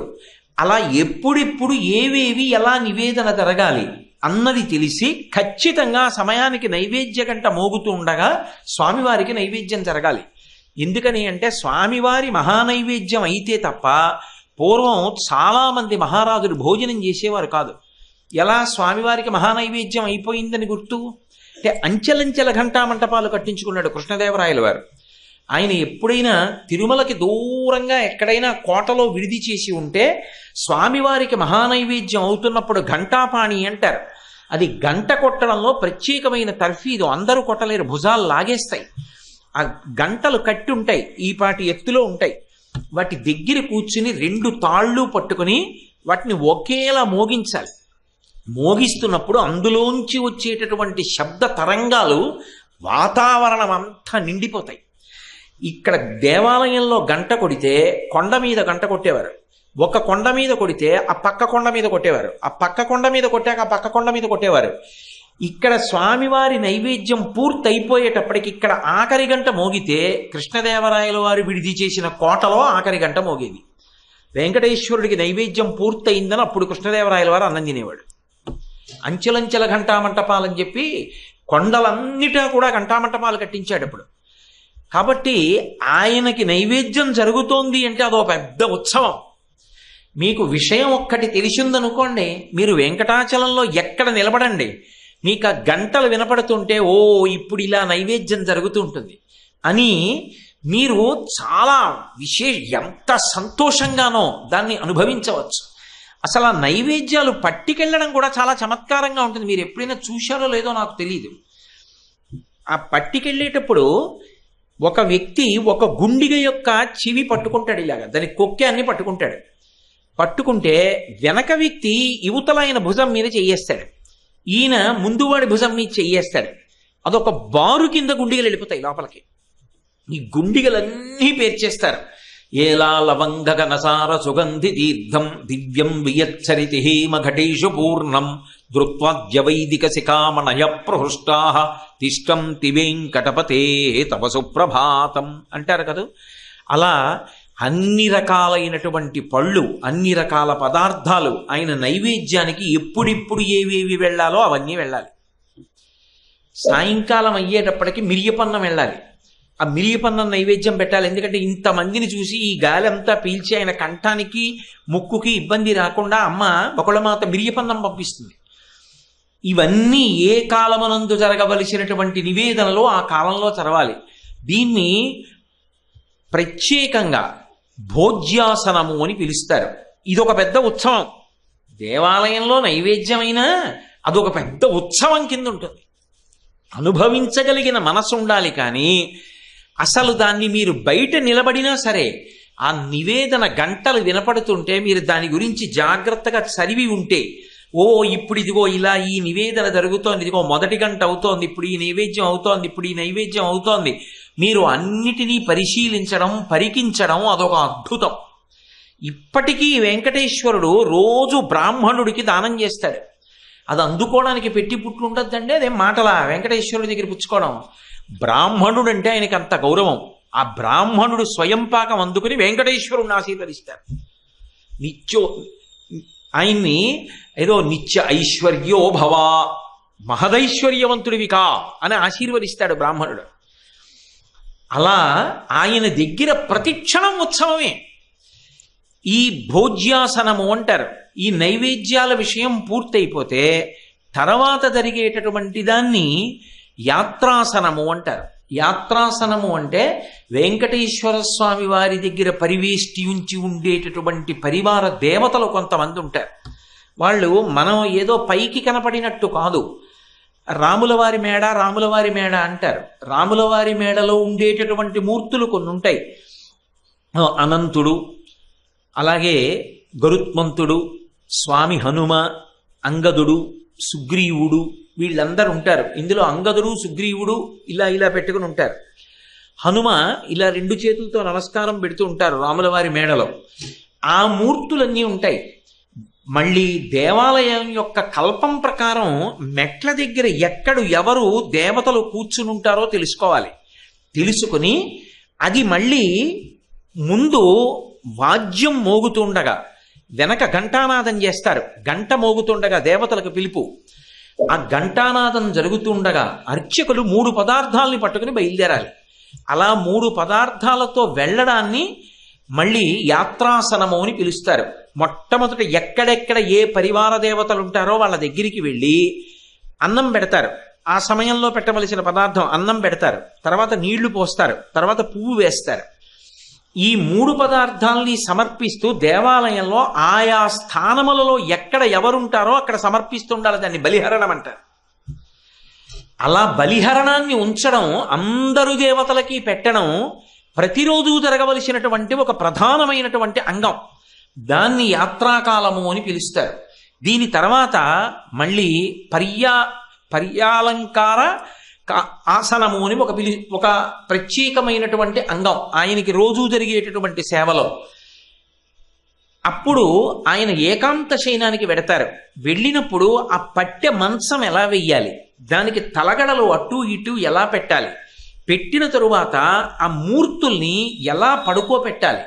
ఆ పడుకోపెట్టినప్పుడు ఆయనకి ఏకాంత సేవ సమయంలో వేయించినటువంటి జీడిపప్పు, నేతితో వేయించినటువంటి జీడిపప్పు ప్రత్యేకంగా నైవేద్యానికి ఆయన తినడానికి అక్కడ ఉంచుతారు. అలాగే గోరువెచ్చటి పాలు ఉంచుతారు. అది అపూర్వమైన ప్రసాదం. ఏకాంత సేవలో ఆయన పరమ ప్రసన్నంగా ఉంటాడు. ఎంత సంతోషంగా ఉంటాడంటే ఏ ఒత్తిడి లేకుండా. అప్పుడు ఎవరి గురించి అయినా చెప్తే వింటాడు. ఏకాంత సేవా సమయంలో నేను ఉండక్కర్లేదు, నా గురించి ఎవరైనా చెప్పారనుకోండి అక్కడ ప్రేమతో, ఏకాంత సేవలో పాలు పంచుకోగలిగిన వాళ్ళు ఎవరైనా స్వామి చాగంటి కోటేశ్వరరావు గారిని జాగ్రత్తగా చూడు స్వామి అన్నారనుకోండి, వింటాడు. నేను మీతో పరమసత్యం చెప్తున్నాను. ఆ ఏకాంత సేవ యందు ఏవేవి ఎలా పెట్టాలి, ఎలా ఉంచాలి, ఆయనకి ఎలా ప్రశాంతంగా ఉండే వాతావరణం కల్పించాలి. ఆ సమయంలో అన్నమాచార్యుల వారి కీర్తన ఒకటి పాడాలి. తరిగొండ వెంకమాంబ గారి హారతి ఇవ్వాలి, ముత్యాల హారతి. ముత్యాల హారతి ఇచ్చేశారు అంటే కార్యక్రమం అయిపోయింది. ఏకాంత సేవ జరుగుతుంటే ఎక్కడ ఎవరూ నిలబడి ఉండడానికి వీల్లేదు. సుప్రభాతం జరుగుతుంటే ఎవరూ కూర్చుని ఉండడానికి వీల్లేదు. మళ్ళీ మర్యాద ఉంటుంది ఆయా సమయాల్లో. ఆ మర్యాద పాటించాలి సభలో ఉన్నవాళ్ళు. అలా ఆ చిట్ట చివర పర్యంకం విషయంలో జరిగేటటువంటి కార్యక్రమంతో స్వామివారి యొక్క దినచర్య పూర్తవుతుంది. నేను సామాన్యంగా జరిగే ఒక రోజు కార్యక్రమం మాట్లాడుతున్నా. ఇవన్నీ ఉత్సవాలే. వెంకటేశ్వరుడి విషయంలో ఇవన్నీ ఉత్సవాలు. అభిషేకం చూడడం ఒక గొప్ప ఉత్సవం. స్వామివారు ఊయల ఊగితే గొప్ప ఉత్సవం. స్వామివారికి నైవేద్యం పెడితే పెద్ద ఉత్సవం. ఎందుకని? నైవేద్యం అయిపోయిన తర్వాత వరస వదిలిపెడతారు దర్శనానికి. ఈ లోపల నైవేద్యం పెట్టిన చక్ర పొంగళ్ళు, పులిహార, కట్టు పొంగలి ఇవన్నీ బయటికి వస్తుంటాయి. బయటికి వచ్చేసిన భక్తులు ఏమి ఎదురు చూస్తుంటారంటే ఆ చక్ర పొంగల్ అంత నెయ్యి తేరుంది, ఆ గుండెగా ముందు జరిపితే బాగుండు, మనం వెళ్ళేటప్పటికి అది పెడతారు అనుకుంటాడు. నేను చూశాను, ఆ ప్రసాదం అందుకోవడానికి వెడుతూ పులిహార గుండిగా పెట్టారనుకోండి, ఇంకొక 5గురికి ఇస్తే అయిపోయింది అనుకోండి, ఏదో పనున్న వాళ్ళే వెనక్కి ఎడతాడు 6గురికి. ఎందుకంటే దాని తర్వాత వెనక చక్ర పొంగలి గుండికి ఉంది, లాగుతారేమోనని. ఒక్కొక్కడు దొరికింది ప్రసాదం అని పుచ్చుకుంటాడు. కాబట్టి ఆయన దగ్గర మీరు గమనిస్తే అన్నీ ఉత్సవాలే. అసలు ఆయన నిత్య పూజలన్నీ ఉత్సవాలు. అంత అద్భుతంగా ఉంటాయి. నేను మీతో ఏదో కొంచెం సంగ్రహంగా ప్రస్తావన చేస్తున్నాను. నేను విశేషంగా దాని గురించి మాట్లాడటం లేదని మీరు గమనించవలసి ఉంటుంది. కాబట్టి వీటన్నిటినీ కలిపి కాలోత్సవములు అంటారంటే కాలమునందు అంతర్భాగంగా తప్పకుండా ఆయా తిథుల యందు జరిగిపోయేటటువంటి ఉత్సవాలు. రోజూ జరిగే పూజ కూడా ఉత్సవం కూర్చుంటుంది ఆయన విషయంలో. అది వెంకటేశ్వరుడి గొప్పతనం. ఎందుకని చేస్తాడంటే అలాగా, ఆయన యొక్క దర్శనానికి వెళ్ళినప్పుడు మీరు ఏది చూసినా మీ మనసు పొంగాలి. మీ మనసు అలా పొంగితే, ఒరే నా కోసం నువ్వు నీ కష్టం సుఖం విడిచిపెట్టి నన్ను చూసి పొంగావు, వాటి బాధ్యత నేను తీసుకుంటాను, నీకు బెంగలేదు, నేను ఆ కర్తవ్యం తీసుకుని వాటిని నిన్ను రక్షిస్తానంటాడు. అందుకని పొంగేటట్టుగా ఆయనే చేస్తూ ఉంటాడు.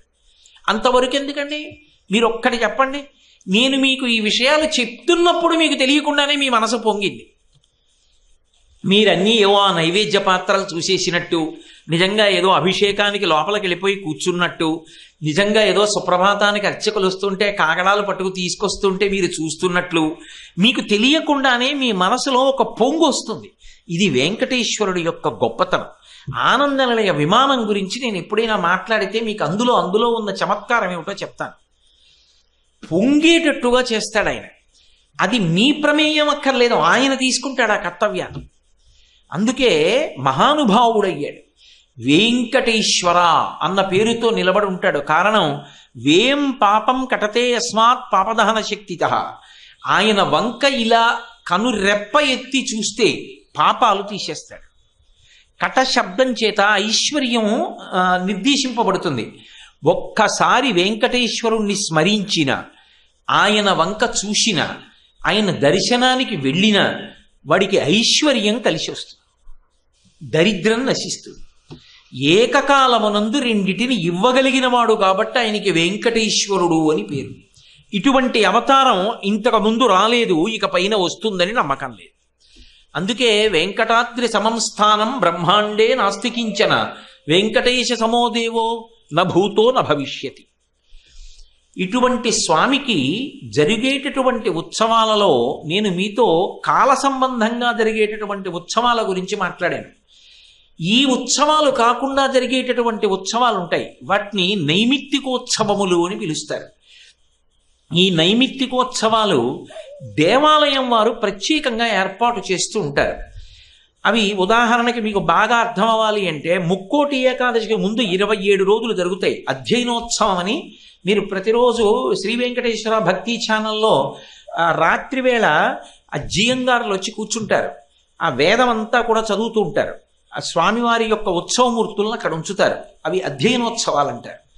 అధ్యయనోత్సవాలు లాంటి ఉత్సవాల దగ్గర నుంచి కోయిల్ ఆళ్వార్ తిరువంజన్ ఉత్సవం అంటే దేవాలయాన్నంతటినీ శుద్ధి చేసేటటువంటి కార్యక్రమం, ఇటువంటివన్నీ కూడా నైమిత్తికోత్సవాలుగా జరుగుతుంటాయి. నైమిత్తికోత్సవాల తర్వాత స్థానంలో వచ్చేటటువంటి ఉత్సవాలు శాంత్యోత్సవాలు అని పిలుస్తారు. దేశానికి ఏదైనా ఉపద్రవం ప్రబలింది అన్నా, ఏదైనా యుద్ధ భయం పొంచి ఉంది అన్నా, దేశమంతటా ఏదైనా మహమ్మారి ప్రజ్వరిల్లింది అన్న, స్వామివారి యొక్క అనుగ్రహాన్ని సంపాదించుకొని ఆయనకి ఏదో చీకాకు కలిగింది, ఈశ్వర శాంతి పొందు, మమ్మల్ని రక్షించమని ఉత్సవం చేస్తారు. ఉత్సవం చేస్తే దేశంలో మళ్ళీ పరిస్థితులన్నీ ప్రశాంతపడతాయి. అలా చేసేటటువంటి ఉత్సవాల్ని శాంత్యోత్సవాలు అంటారు. 4వ ఉత్సవం ఉంటుందండి, దానిని శ్రద్ధోత్సవం అంటారు. శ్రద్ధోత్సవానికే ఆర్జితోత్సవములని పేరు. అవి అప్పుడు జరగాలి అని నియమం ఏం లేదు, కానీ మనం స్వామి నీ కొండకొచ్చాను, నేనేదో నాకున్నటువంటి ద్రవ్యంతో నీకు ఉత్సవం చేసుకుంటానని ఉత్సవాన్ని మన ద్రవ్యం చేత ఏర్పాటు చేస్తాం యజమాని యొక్క శ్రేయస్సు కొరకు. అలా జరిగేదే నిత్య కళ్యాణోత్సవం. నిత్య కళ్యాణం ఈశ్వరుడికి వెంకటాచలంలో ఎందుకు జరుగుతుంది అంటే శ్రద్ధోత్సవంగా యజమానుల్ని అనుగ్రహించడానికి. అలాగే మీకు ఆర్జిత బ్రహ్మోత్సవం, ఆర్జిత బ్రహ్మోత్సవం అని మధ్యాహ్నం వేళ చేస్తారు మలయప్ప స్వామికి. ఆర్జిత బ్రహ్మోత్సవం యజమాని యొక్క ఉత్సాహం కోసం జరుగుతుంది. అలా జరిగేటటువంటి ఉత్సవం కనుక దానిని శ్రద్ధోత్సవము అని పిలుస్తారు. ఈ శ్రద్ధోత్సవం వెంకటాచలంలో ఆర్జితంతో మొదలుపెట్టి గ్రామ గ్రామాన కూడా మనందరం కలిసి తలకో రూపాయి వేసుకుని ఓ ఉత్సవం చేద్దాం అని ఆనందంగా ప్రజలందరూ కలిసి చేస్తారు. అలా కలిసి చేసేటటువంటి ఉత్సవం ఏదుందో దాన్ని శ్రద్ధోత్సవం అని పిలుస్తారు.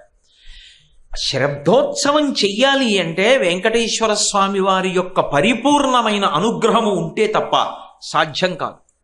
ఆయన అనుగ్రహం ఉందా, చెయ్యగలం. ఆయన అనుగ్రహం లేదా, చేద్దామంటే ఎక్కడి నుంచి చేస్తాం? అందుకే శ్రద్ధోత్సవాలు ఎక్కడైనా జరిగినా, శ్రద్ధోత్సవంలో పాల్గొనగలిగిన అదొక మహాద్భుతమైనటువంటి విశేషం. అదేం సామాన్యమైనటువంటి విషయం కాదు. అటువంటి శ్రద్ధోత్సవంలో పాలు పంచుకోవడం, అటువంటి ఉత్సవం జరుగుతుంటే వెళ్ళగలగడం, అటువంటి ఉత్సవం జరుగుతుంటే స్వామిని సేవించగలగడం, అవి మన యొక్క అభ్యున్నతికి కారణాలు. అందుకే అందరం వెంకటాచలమే వెళ్ళి చెయ్యాలని లేదు. ఎక్కడెక్కడ ఏ గ్రామంలో ఎలా ఉంటే అలాగే ఉత్సవం చేస్తారు. ఆ ఉత్సవం చేసేటప్పుడు ఒక్కొక్కసారి రూపాయి కాసు లేకుండా ఉత్సవం జరుగుతుంది. శ్రద్ధోత్సవంలో అంతర్భాగంగా చేస్తారు, జానపదులు చేస్తారు ఆ ఉత్సవాలు. నేను మీతో ఒక ఉదాహరణ చెప్పాలి అంటే, వాళ్ళు రాత్రి ఇంటికి వచ్చేసిన తరువాత శుభ్రంగా కాస్త పలహారము ఏదో చేసేసి స్నానం చేసి తలపాకాలు కట్టుకుని వస్తారు గుళ్ళోకి. వచ్చి వాళ్లే 2 బృందాల కింద విడిపోతారు. 2 బృందాల కింద విడిపోయి, ఉత్సవం అంటే వాళ్ళు ఏం పెద్ద ద్రవ్యం అవి ఏం పట్టుకోరు. పల్లకీలో వెంకటేశ్వర స్వామి వారిని పెట్టుకుంటారు, ఓడు కాగడా పట్టుకుంటాడు. రాత్రి వేళ స్వామివారు అలా వెడతారు. అలా వెడుతున్నప్పుడు ఒక బృందం వాళ్ళు అంటారు, ఉన్నాడయా దేవుడున్నాడయా, కన్నులకు కనిపింపకున్నాడయా అంటారు. ఉన్నాడరా దేవుడు, ఉన్నాడరా, దేవుడికి ఉత్సవం చేస్తున్నాం, స్వామివారిని ఒకసారి కాగడా పట్టుకుని అలా తిప్పి తీసుకొచ్చి పెట్టేసి పడుకుందాం అంటారు. మిగిలిన వాళ్ళు కావాలని వాళ్ళంటారు, ఉన్నాడయా దేవుడున్నాడయా, కన్నులకు కనిపింపకున్నాడయా అన్నారు కదా కొంతమంది. కనిపింపకేమి చేస్తున్నాడయా అంటారు. మరి కనిపించట్లేదు అంటున్నావు కదా, కనిపించకపోతే ఏం చేస్తుంటాడు ఆయన చెప్పు అంటారు.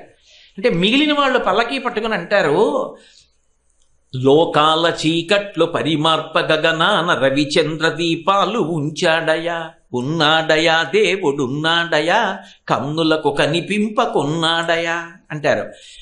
చీకటి రాత్రంతా ఉంటుంది, తెల్లవారేటప్పటికి ఒరే మీ పనులు చేసుకోండ్రా అని ఓ దీపం పెట్టాడు, పెద్ద దీపం వెలుతురుతో. ఆ దీపం సాయంకాలం వరకు పెరిగి పెరిగి పెరిగి పెరిగి పెరిగి పెరిగి సాయంకాలం అయ్యేటప్పటికి అది మంచి తేజోరూపం. ఇక భరించలేం కాబట్టి ఆ దీపాన్ని పక్కకి తీసేసి చల్లటి కాంతినిచ్చే ఇంకో దీపాన్ని వెలిగిస్తాడు రాత్రి. వేళ తప్పకుండా పగలొక దీపాన్ని రాత్రొక దీపాన్ని వెలిగించి ఆకాశంలో చూడండి, హారతిచ్చి ఇలా అందరికీ చూపించినట్టుగా ఆ దీపాన్ని ఆకాశంలో ఇలా తిప్పి లోకానికి అంతటికీ చూపిస్తాడు. అందరి మీద కాంతి పడాలి, అందరూ ఆరోగ్యం పొందాలి, అందరూ ఆరోగ్యం పొందాలి, అందరూ ఔషధీతత్వం చేత అనారోగ్యాన్ని పోగొట్టుకోవాలి అని హారతి ఇలా చూపించినట్టు దీపాన్ని తిప్పుతాడు ఆకాశంలో నిధనం అయిపోకుండా. అది ఎక్కడ గబుక్కుని ఆరిపోకుండా ఆ దీపాన్ని గాలిలో ఇలా తిప్పుతాడు. ఎంత అందంగా తిప్పుతున్నాడో. లోకాల చీకట్లు పరిమార్ప గగనాన రవిచంద్ర దీపాలు ఉంచాడయా, ఉన్నాడయా దేవుడున్నాడయా, కన్నులకు కనిపింపకున్నాడయా అంటే ఊరుకుంటారేంటి వాళ్ళు? ఊరుకోరు. కనిపింపకి ఇంకేమి చేస్తున్నాడయా, అదొక్కటేనా? పొద్దున్న వచ్చి దీపం పెట్టి ఇలా చూపించాడా, రాత్రి వచ్చి ఇలా దీపం చూపించాడా, అయిపోయిందా? అదొకటేనా ఆయన చేసే పని అని అడుగుతారు.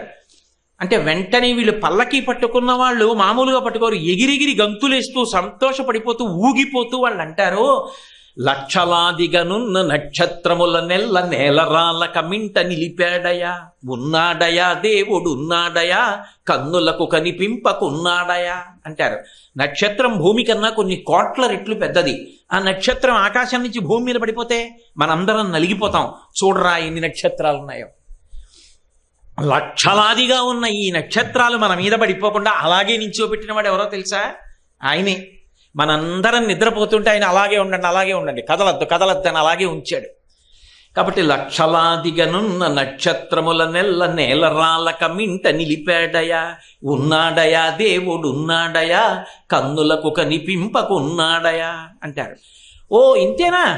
కన్నులకు కనిపింపకి ఇంకేమి చేస్తూ ఉన్నాడయా, ఈ రెండేనా, ఇంకేమి ఆయన చేసే పనులు ఉండవా అంటారు. అంటే వాళ్ళంటారు, ఇరుసు లేకుండానే ఈ భూచక్రమును ఎల్లవేళల తిప్పుతున్నాడయా, ఉన్నాడయా దేవుడున్నాడయా, కన్నులకు కనిపింపకున్నాడయా. ఏదైనా ఓ చక్రం తిప్పాలంటే ఇరుసు ఉండాలి. భూచక్రానికి ఇరుసే ఉంది భూమికి. ఇరుసులేని చక్రాన్ని ఒకే వేగంతో తిప్పుతున్నాడు. ఆపుతాడా పోనీ? గోడను ఎప్పెడుతోందని ఎప్పుడన్నా వదిలేశాడా? ఆ భూమి తన చుట్టూ తానలా తిరుగుతూనే ఉండాలి. ఎవడు తిప్పుతున్నవాడు? ఇరుసు లేకుండా నెయ్యి భూచక్రమును ఎల్లవేళల తిప్పుచున్నాడయా, ఉన్నాడయా దేవుడున్నాడయా, కన్నులకు కనిపింపకున్నాడయా. ఈ కాగడాలు పట్టుకుని వెళ్ళిపోయే వాళ్ళు ఏం చేస్తారంటే ముందుకెళ్ళి వెనక్కి వస్తారు. కన్నులకు కనిపింపకి ఇంకేమి చేస్తూ ఉన్నాడయా, ఇంకేం చేస్తున్నాడంటారు. అంటే ఈ పల్లకి మోస్తున్న వాళ్ళు మళ్ళీ సంతోషం, ఓసారి ఆగి మళ్ళీ సంతోషంగా గంతులిస్తూ వాళ్ళు అంటారు, జీతబత్తము లేక జీవులందరి కొరకు గాలిలో సురుటీలు తిప్పాడయా, ఉన్నాడయా దేవుడు ఉన్నాడయా అంటారు. నేను ఏదో ఇప్పుడంటే ఆ ఫ్యాన్లు వచ్చాయి, దానికి కరెంటు బిల్లు వస్తుందిగా. పూర్వం పక్కన ఎవరో నిలబడి ఇలా వింజామరలు వేస్తుండేవారు. అలా ఎవరినైనా నాకు విసరండి అని పెట్టుకున్నాను అనుకోండి, వాళ్ళకి జీతం ఇవ్వాలి. మనకి గాలేయడం కోసమని ఆయన గాలిలో సురుటీలు తిప్పుతుంటాడు. ఇలా ఇలా ఇలా ఇలా అని వాడి మీదకి వెళ్ళి వీడి మీదకి వెళ్ళి గాలిని పంపిస్తూ ఉంటాడు. ఇంతమందికి గాలేసేటట్టుగా తిప్పుతున్నవాడు ఏం జీతం పుచ్చుకుంటున్నాడు? జీతబత్తము లేక జీవులందరి కొరకు గాలిలో సురుటీలు తిప్పాడయా, ఉన్నాడయా దేవుడున్నాడయా, కన్నులకు కనిపింపకున్నాడయా. ఇంకేం చేస్తున్నాడు? ఆధారమే లేక అలలారుచున్నట్టి ఆకాశంబు కింద పడకుండా ఆపాడయా, ఉన్నాడయా దేవుడున్నాడయా, కన్నులకు కనిపింపకున్నాడయా. ఆకాశానికి ఆధారం ఏముంది? ఏం లేదు. అది కింద పడిపోతే ఆధారం లేని ఆకాశం కింద పడకుండా కాపాడాడు. చాలదా? ఇంకా ఏం చేస్తున్నాడు? మళ్ళీ అడుగుతారు వాళ్ళు కాగడాలు పట్టుకుని వెనక్కి వచ్చి. అంటే వీళ్ళంటారు, పొంగి పొరలుచు వచ్చి భూమిపై పడకుండా కడలి రాయుడి కాళ్ళు కట్టాడయా, ఉన్నాడయా దేవుడు ఉన్నాడయా. మీరు చూడండి, ఎవరైనా మంచి బలమైన వ్యక్తికి 2 కాళ్ళు 2 చేతులు కట్టేశారనుకోండి, ఎలా అయినా విడిపించుకుందామని ఇలా ఇలా అంటుంటాడు. అలా సముద్రుడు ఎక్కడ కెరటాలతో వచ్చి భూమి మీద పడిపోతాడో అని సముద్రుడి కాళ్ళు చేతులు కట్టేశాట. అందుకని కెరటాల రూపంలో ఇక్కడ వరకే గుంజుకుంటున్నట్టు ఆయన ఇలాగా, తప్ప ఊరి మీదకి రాలేబోతున్నాడు. ఆయన కట్టేసి ఉండకపోతే వచ్చి మీద అడిపోయేవాడు. పని చేయట్లా మరి ఆయన. కాబట్టి పొంగి పొరలుచు వచ్చి భూమిపై పడకుండా కడలి రాయుడి కాళ్ళు కట్టాడయా, ఉన్నాడయా దేవుడు ఉన్నాడయా, కన్నులకు కనిపింపకున్నాడయా. ఇంకా ఏం చేస్తున్నాడు? వాళ్ళు ఊరుకుంటారా? ఎన్ని ప్రశ్నలు! ఇంకా ఏం చేస్తున్నాడంటారు. అంటే మళ్ళీ వీళ్ళంటారు, జగతిలోనున్నట్టి జీవరాశులకెల్ల అన్నమిడియాదరించాడయా. ఈ జగత్తులో ఎన్ని జీవరాశులు, చీమ కన్నం కావాలి, ఈగ కన్నం కావాలి, కుక్కకు కావాలి, పందికి కావాలి, పిల్లికి కావాలి, అన్ని జీవరాశులకి ఆకలి ఉంది, అన్నం కావాలి. ఇంత భూతకోటికి ఇన్ని ప్రాణులకు అన్నం పెడుతున్నాడు. ఎవరూ అన్నం లేదన్న మాట అనడానికి వీళ్ళ చీమకి చీమ కడుపు నిండుతోంది, కుక్క కడుపు నిండుతోంది, పందికి పంది కడుపు నిండుతోంది, పిల్లికి పిల్లి కడుపు నిండుతోంది, నాకు నా కడుపు నిండుతోంది, మా ఆవిడికి దాని కడుపు నిండుతోంది, బిడ్డలకి బిడ్డల కడుపు నిండుతోంది, ఆఖరికి నా మనవలకి కడుపు నిండుతోంది. ఇంతమంది కడుపులు నింపడానికి ఇంతమందికి అన్నం పెడుతున్నాడు. ఎన్ని రకాలు కావాలో అన్ని రకాలు తయారు చేస్తున్నాడు. ఖాళీ ఎక్కడ ఉంటుందిరా ఆయనకి?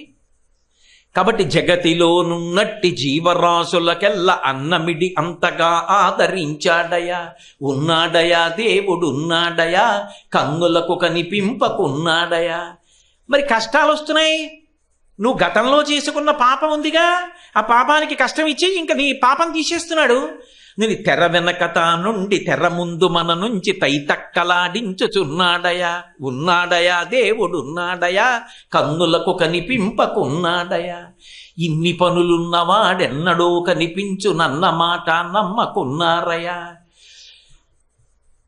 తిన్ననగు దృష్టితో ఈశ్వరుని సేవింపకున్నచో మన బతుకులన్నీ పెద్ద సున్నాలయా, ఉన్నాడయా దేవుడు ఉన్నాడయా.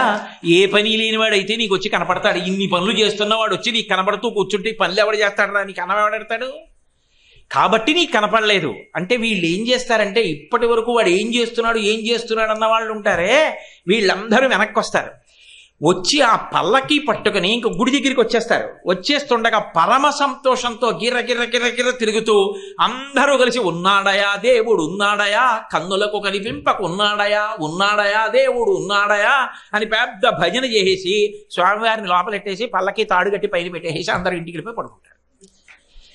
రాత్రి అయ్యేటప్పటికీ వాళ్ళు పరమ సంతోషంగా ఓసారి స్వామిని పట్టుకుని భజన చేసుకుంటూ ఇటువంటి పాటలు జానపదాల్లో ఎన్ని పాటలు.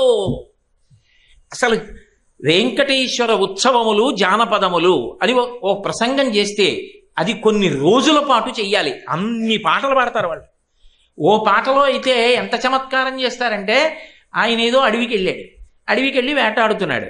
వేటాడుతుంటే అదో ఉత్సవం వెంకటేశ్వర స్వామి వారికి పారువేట ఉత్సవం అని చెప్పి సంక్రాంతి పండుగ నాడు వెళ్ళిపోయిన తర్వాత కనుమనాడు ఆయన వేటకెళ్ళాలి. కాలోత్సవాలు అదొకటి. మళ్ళీ ఇన్ని ఉత్సవాలు ఆయనకి. ఆయన వేటకెళ్ళి వేటాడుతుంటే ఎవరో ఒక గిరిజన యువతి కనపడింది. నువ్వు చాలా బాగున్నావు అది ఇది అన్నాడు. అని నీ ఒళ్ళో తలపెట్టుకు పడుకోనా అన్నాడు. అంటే ఆవిడంది, నీ శంఖచక్రాలు బాగున్నాయి నాకు ఇస్తావా పడుకోబెట్టుకుంటానని. అంటే ఆయన ఆవిడ మీద ఉన్న తమకంతో శంఖచక్రాలు తీసి ఆవిడికి ఇచ్చేసి పడుకున్నాడు. పడుకున్న తర్వాత కొంతసేపటికి ఆవిడ ఏదో ఆయన్ని సంతోషపెట్టింది, లేచిపోయింది, వెళ్ళిపోయింది. ఈయనేమో బడలిపోయి నిద్రపోయాడు. ఆవిడ ఏం చేసిందంటే కొద్దిగా పూలు వేసి తల మెల్లిగా తొడమించి తీసి కింద పెట్టి ఆవిడ వెళ్ళిపోయింది. ఈయన ఏం చేశాడు, లేచి అమ్మో అలివేల మంగమ్మ ఎదురు చూస్తుంటుంది బాగుండదని గబగబా ఇంటికి వచ్చి తలుపు కొట్టాడు. అలివేల మంగమ్మ తలుపు తీస్తుంది, శంఖచక్రాలు ఏమంటు. ఆయన అంటాడు, ఎవరికో ఇబ్బంది వచ్చిందిలే ఇచ్చి వచ్చానంటాడు. అసలు అక్కడ అరణ్యంలో ఇంకొక యువతి రూపంలో వచ్చింది అలివేలు మంగే. నీ సంగతి నాకు తెలియదు అనుకుంటున్నావా, ఇదిగో శంఖచక్రాలని తీసుకొచ్చేటప్పటికి అప్పుడు అలివేలు మంగమ్మని బోల్డంతసేపు పొగిడేసి నువ్వని నాకు తెలుసులే అంటాడు. అని నువ్వు ఇలాంటి గడసరి మాటలు మాట్లాడకు, నువ్వు ఏం చేసి వచ్చావో నాకు తెలుసు అంటున్నాడు. నీ బుద్ధి నాకు దొరికిపోయింది అంటుంది. ఆయన అంటాడు, ఇంటి గుట్టు పెళ్ళానివి మనసులో పెట్టుకో, బయట పెట్టకంటాడు. అన్న తర్వాత ఆడవాళ్ళు మగవాళ్ళు కలిపి పెద్ద భజన చేస్తూ ఈ పాటలు పాడతారు. పాట పాడి ఆఖరణ అంటారు, ఇంటి గుట్టు బయట పెట్టుకు దెబ్బలాడుకోకండి, ఏదో రకంగా కలిసి బతకడం నేర్చుకోండి అని వెంకటేశ్వరుడు మాకు నేర్పాడంట. ఇంకా మీకు చమత్కారం ఏమిటో తెలుసా, వెంకటేశ్వర ఉత్సవములు అంటే ఇప్పటికీ రాయలసీమలో ఒక ప్రత్యేకమైన పద్ధతి ఉంది. పిల్లలందరినీ తీసుకొచ్చి కూర్చోబెట్టి అదో పెద్ద ఉత్సవం. ఎలా చేస్తారనుకుంటున్నారు, దీని భావమేమి తిరుమలేశ అని ఉంటాయి. పొడుపు కథలు వేస్తారు అదో ఉత్సవం. పొడుపు కథలు ఏమిటండి, వెంకటేశ్వరుడి మీద ఎన్ని సామెతలు చెప్తారో చెప్పి దీనికి అర్థం చెప్పంటారు. ఏదో మీకు నేను ఒక ఉదాహరణ చెప్పాలంటే, రాయలసీమ ఉత్సవాల్లో వెంకటేశ్వరుడి విషయంలో మాట అంటారు, గోల గోవిందుడికి వైభవం అంతా వెంకటేశ్వరుడికి. దీని అర్థం ఏమిటి చెప్పు అంటారు. గోల గోవిందుడికి అంటే గోవిందా గోవింద గోవిందా గోవింద, హుండీలో డబ్బులన్నీ వెంకటేశ్వరుడికి, ఉత్సవాలన్నీ వెంకటేశ్వరుడికి, గోల గోవిందుడిది, ఉత్సవాలు వెంకటేశ్వరుడి. ఇలా ఇన్ననుకుంటున్నారు ఆయన మీద. పాలకొండ పరిగెత్తింది, మిన్నకొండ నించుంది, అదృష్టం పట్టిందంటారు. ఇప్పటికీ కడపలో ఉంది ఈ సామెత. పాలకొండ అని ఒక కొండ, ఆ కొండ మీద శ్రీ వెంకటేశ్వరుడు మొదట అడుగు పెట్టాడని, కొండ కదిలిపోయిందని, అబ్బో నువ్వు తట్టుకోలేవులే అని వచ్చి శేషాచలం మీద నిలబడ్డాడని, ఆ పర్వతం తట్టుకుందని అందుకు వెలిశాడని. అవకాశం వచ్చినప్పుడు దాన్ని వినియోగించుకున్నవాడు అదృష్టవంతుడు అవుతాడు. పాలకొండలా అయిపోకంటారు. ఇదేంటేదో పచ్చి వెన్ను తెచ్చాను గోవిందా అంటే దక్కింది తినరా గోవిందా అంటారు. తెచ్చింది పచ్చి కంకు, మరి ఎన్ని గింజలు రాలేయో దీన్ని దక్కిందే దొక్కుడు.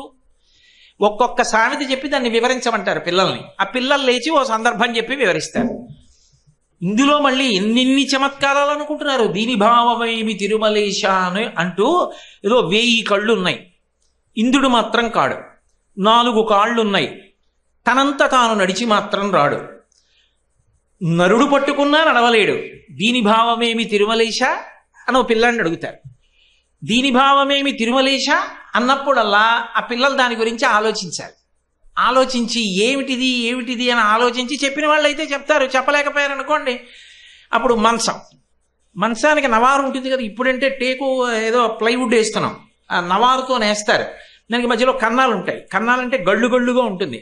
1000 కళ్ళు ఉన్నాయి, ఇంద్రుడు కాదు. 4 కోళ్ళు ఉన్నాయి, కానీ నడవదు. మనిషి పట్టుకున్నా నడవలేదు. మంచాన్ని మనిషి పట్టుకుంటే మాత్రం నడిచెడుతుందా? వెళ్ళలేదు. దీని భావమేమి తిరుమలేశ, ఎవడో లేచి మంచం అంటాడు. ఓ వెంకటేశ్వర మాడ, వాడికి బహుమానం. ఎవడు ఎక్కువ వెంకటేశ్వర మాడలు పొందాడో వాడు గెలిచినవాడు. తప్పు చెప్పారనుకోండి, ఆ మాట తీసేసుకుంటారు. అలాగే ఏదో చిత్రమైనటువంటి మాటలన్నీ చెప్తుంటారు. ఏదో 2 కాళ్ళు ఉంటాయి, కానీ తాను నడవలేడు. ఎదురుగుండా ఉన్నవాడి మీద నోరెత్తి అరుస్తుంటాడు. గాలి భోంచేస్తాడు, మనుష్యుల్ని మోస్తూ ఉంటాడు. దీని భావమేమి తిరుమలేశ. నేను ఆ కడపలో జానపదాలు అని ప్రత్యేకంగా వెంకటేశ్వరుడి ఉత్సవాలు జరిగే విధానం ఒకటి చదివాను. అందులో చదివితే నేను ఆశ్చర్యపోయాను, ఇంత అద్భుతంగా జరుగుతాయా అని. వాళ్ళు ఏదో ఆలోచిస్తారు, చెప్పలేరు, ఏవేవో చెప్తారు. తప్పు చెప్తే మాట పుచ్చేసుకుంటారు. ఎవరో చెప్తారు, ఏమిటది అంటే సైకిల్ 2 కాళ్ళు ఉన్నాయి కానీ నడవలేడు అంటే 2 చక్రాలు ఉన్నాయి నడవదు. ఎదురుగుండా ఉన్న వాళ్ళు కనపడితే నోరెత్తి అరుస్తుంది. మరి ఇలా బెల్ కొడతాం కదా, ఎదురుగుండా ఎవరైనా వస్తేనో అందులో అరుస్తుంది. గాలి భోంచేస్తుంది, మనుష్యుల్ని మోస్తుంది. గాలి కొడితే చక్రాల్లోకి మనుషుల్ని తీసుకెడుతుంది. గాలి లేని చక్రం ఎక్కితే ఏం పెడుతుంది, సైకిల్ ఎక్కితే. అందుకని గాలి భోంచేస్తుంది, మనుష్యుల్ని మోస్తుంది. దీని భావం ఏమి తిరుమలేశ అంటే సైకిల్ అని చెప్తే ఓ వెంకటేశ్వర మాడ. కోలాటం ఆయన ఉత్సవం ఇలాగే చెయ్యాలి అని లేదు. మీరు ఒక్కసారి హర్షము ప్రకటన అయ్యేటట్టుగా ఆబాల గోపాలం, పిల్లల దగ్గర నుంచి పెద్దల వరకు ఎంత వెంకటేశ్వరుడి గుడి బీగాలు తీస్తే ఇంక రావు, తీస్తే ఇక తలుపులు కదలవు. ఏమిటి చెప్పండి అంటారు. వేసిన ముగ్గులు ఓసారి ముగ్గేస్తే ఇంకెక్కడికి వెళుతుంది, ఆ ముగ్గు అక్కడే ఉంటుంది కథల్లో. అబ్బో ఎన్ని పొడుపు కథలో, ఎన్ని పాటలో, ఎన్ని రకాలుగా ఉంటాయో. వాళ్ళందరూ వెంకటేశ్వరుడి మీద పెట్టి ఎన్ని రకాలుగా ఆడుకుంటారో, ఎన్ని రకాలుగా సంతోషిస్తారో. దీపాలు పట్టుకుంటారు. అందులో మళ్ళీ ఇంకో చమత్కారం ఉంటుంది. మీరు ఇప్పటికీ ఎక్కడి వరకు అక్కర్లేదు, ఖమ్మం జిల్లా వెడితే మీకు ఆ ఆచారం కనపడుతుంది.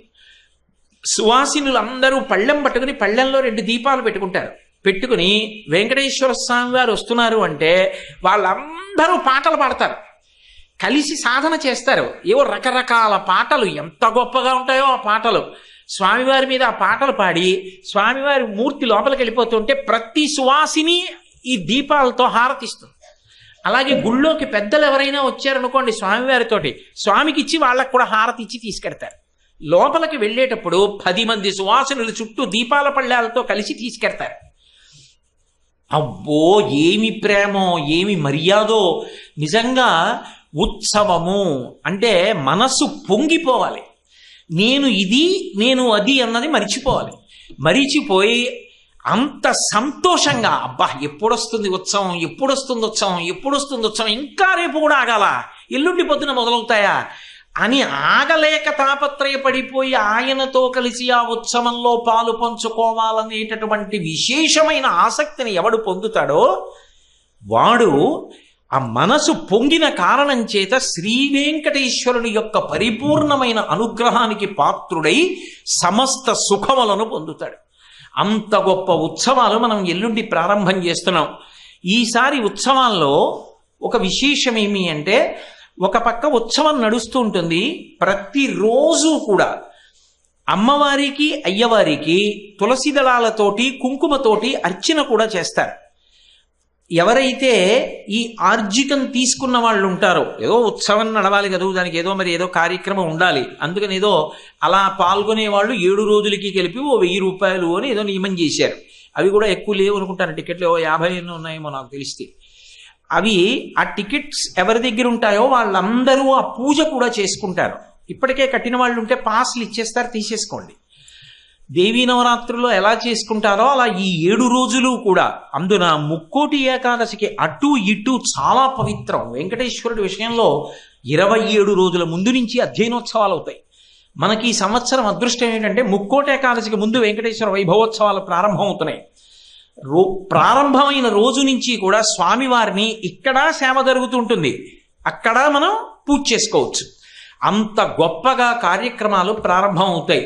మిగిలినటువంటి విశేషాలన్నిటినీ కూడా రేపటి ప్రసంగం తర్వాత మీకు వివరణ చేస్తూ ఇంకా అసలు ఆ వెంకటేశ్వరుని యొక్క ఉత్సవములను ఎందుకు చేసుకోవాలో, చేసుకుని మనం ఎలా తరించాలో, ఏ కార్యక్రమాలు నడవబోతున్నాయో ఈ విశేషాలని గురించి రేపటి రోజు సాయంకాలం మళ్ళీ మనం 6:30 కలుసుకున్నప్పుడు మీకు మనవి చేస్తాను.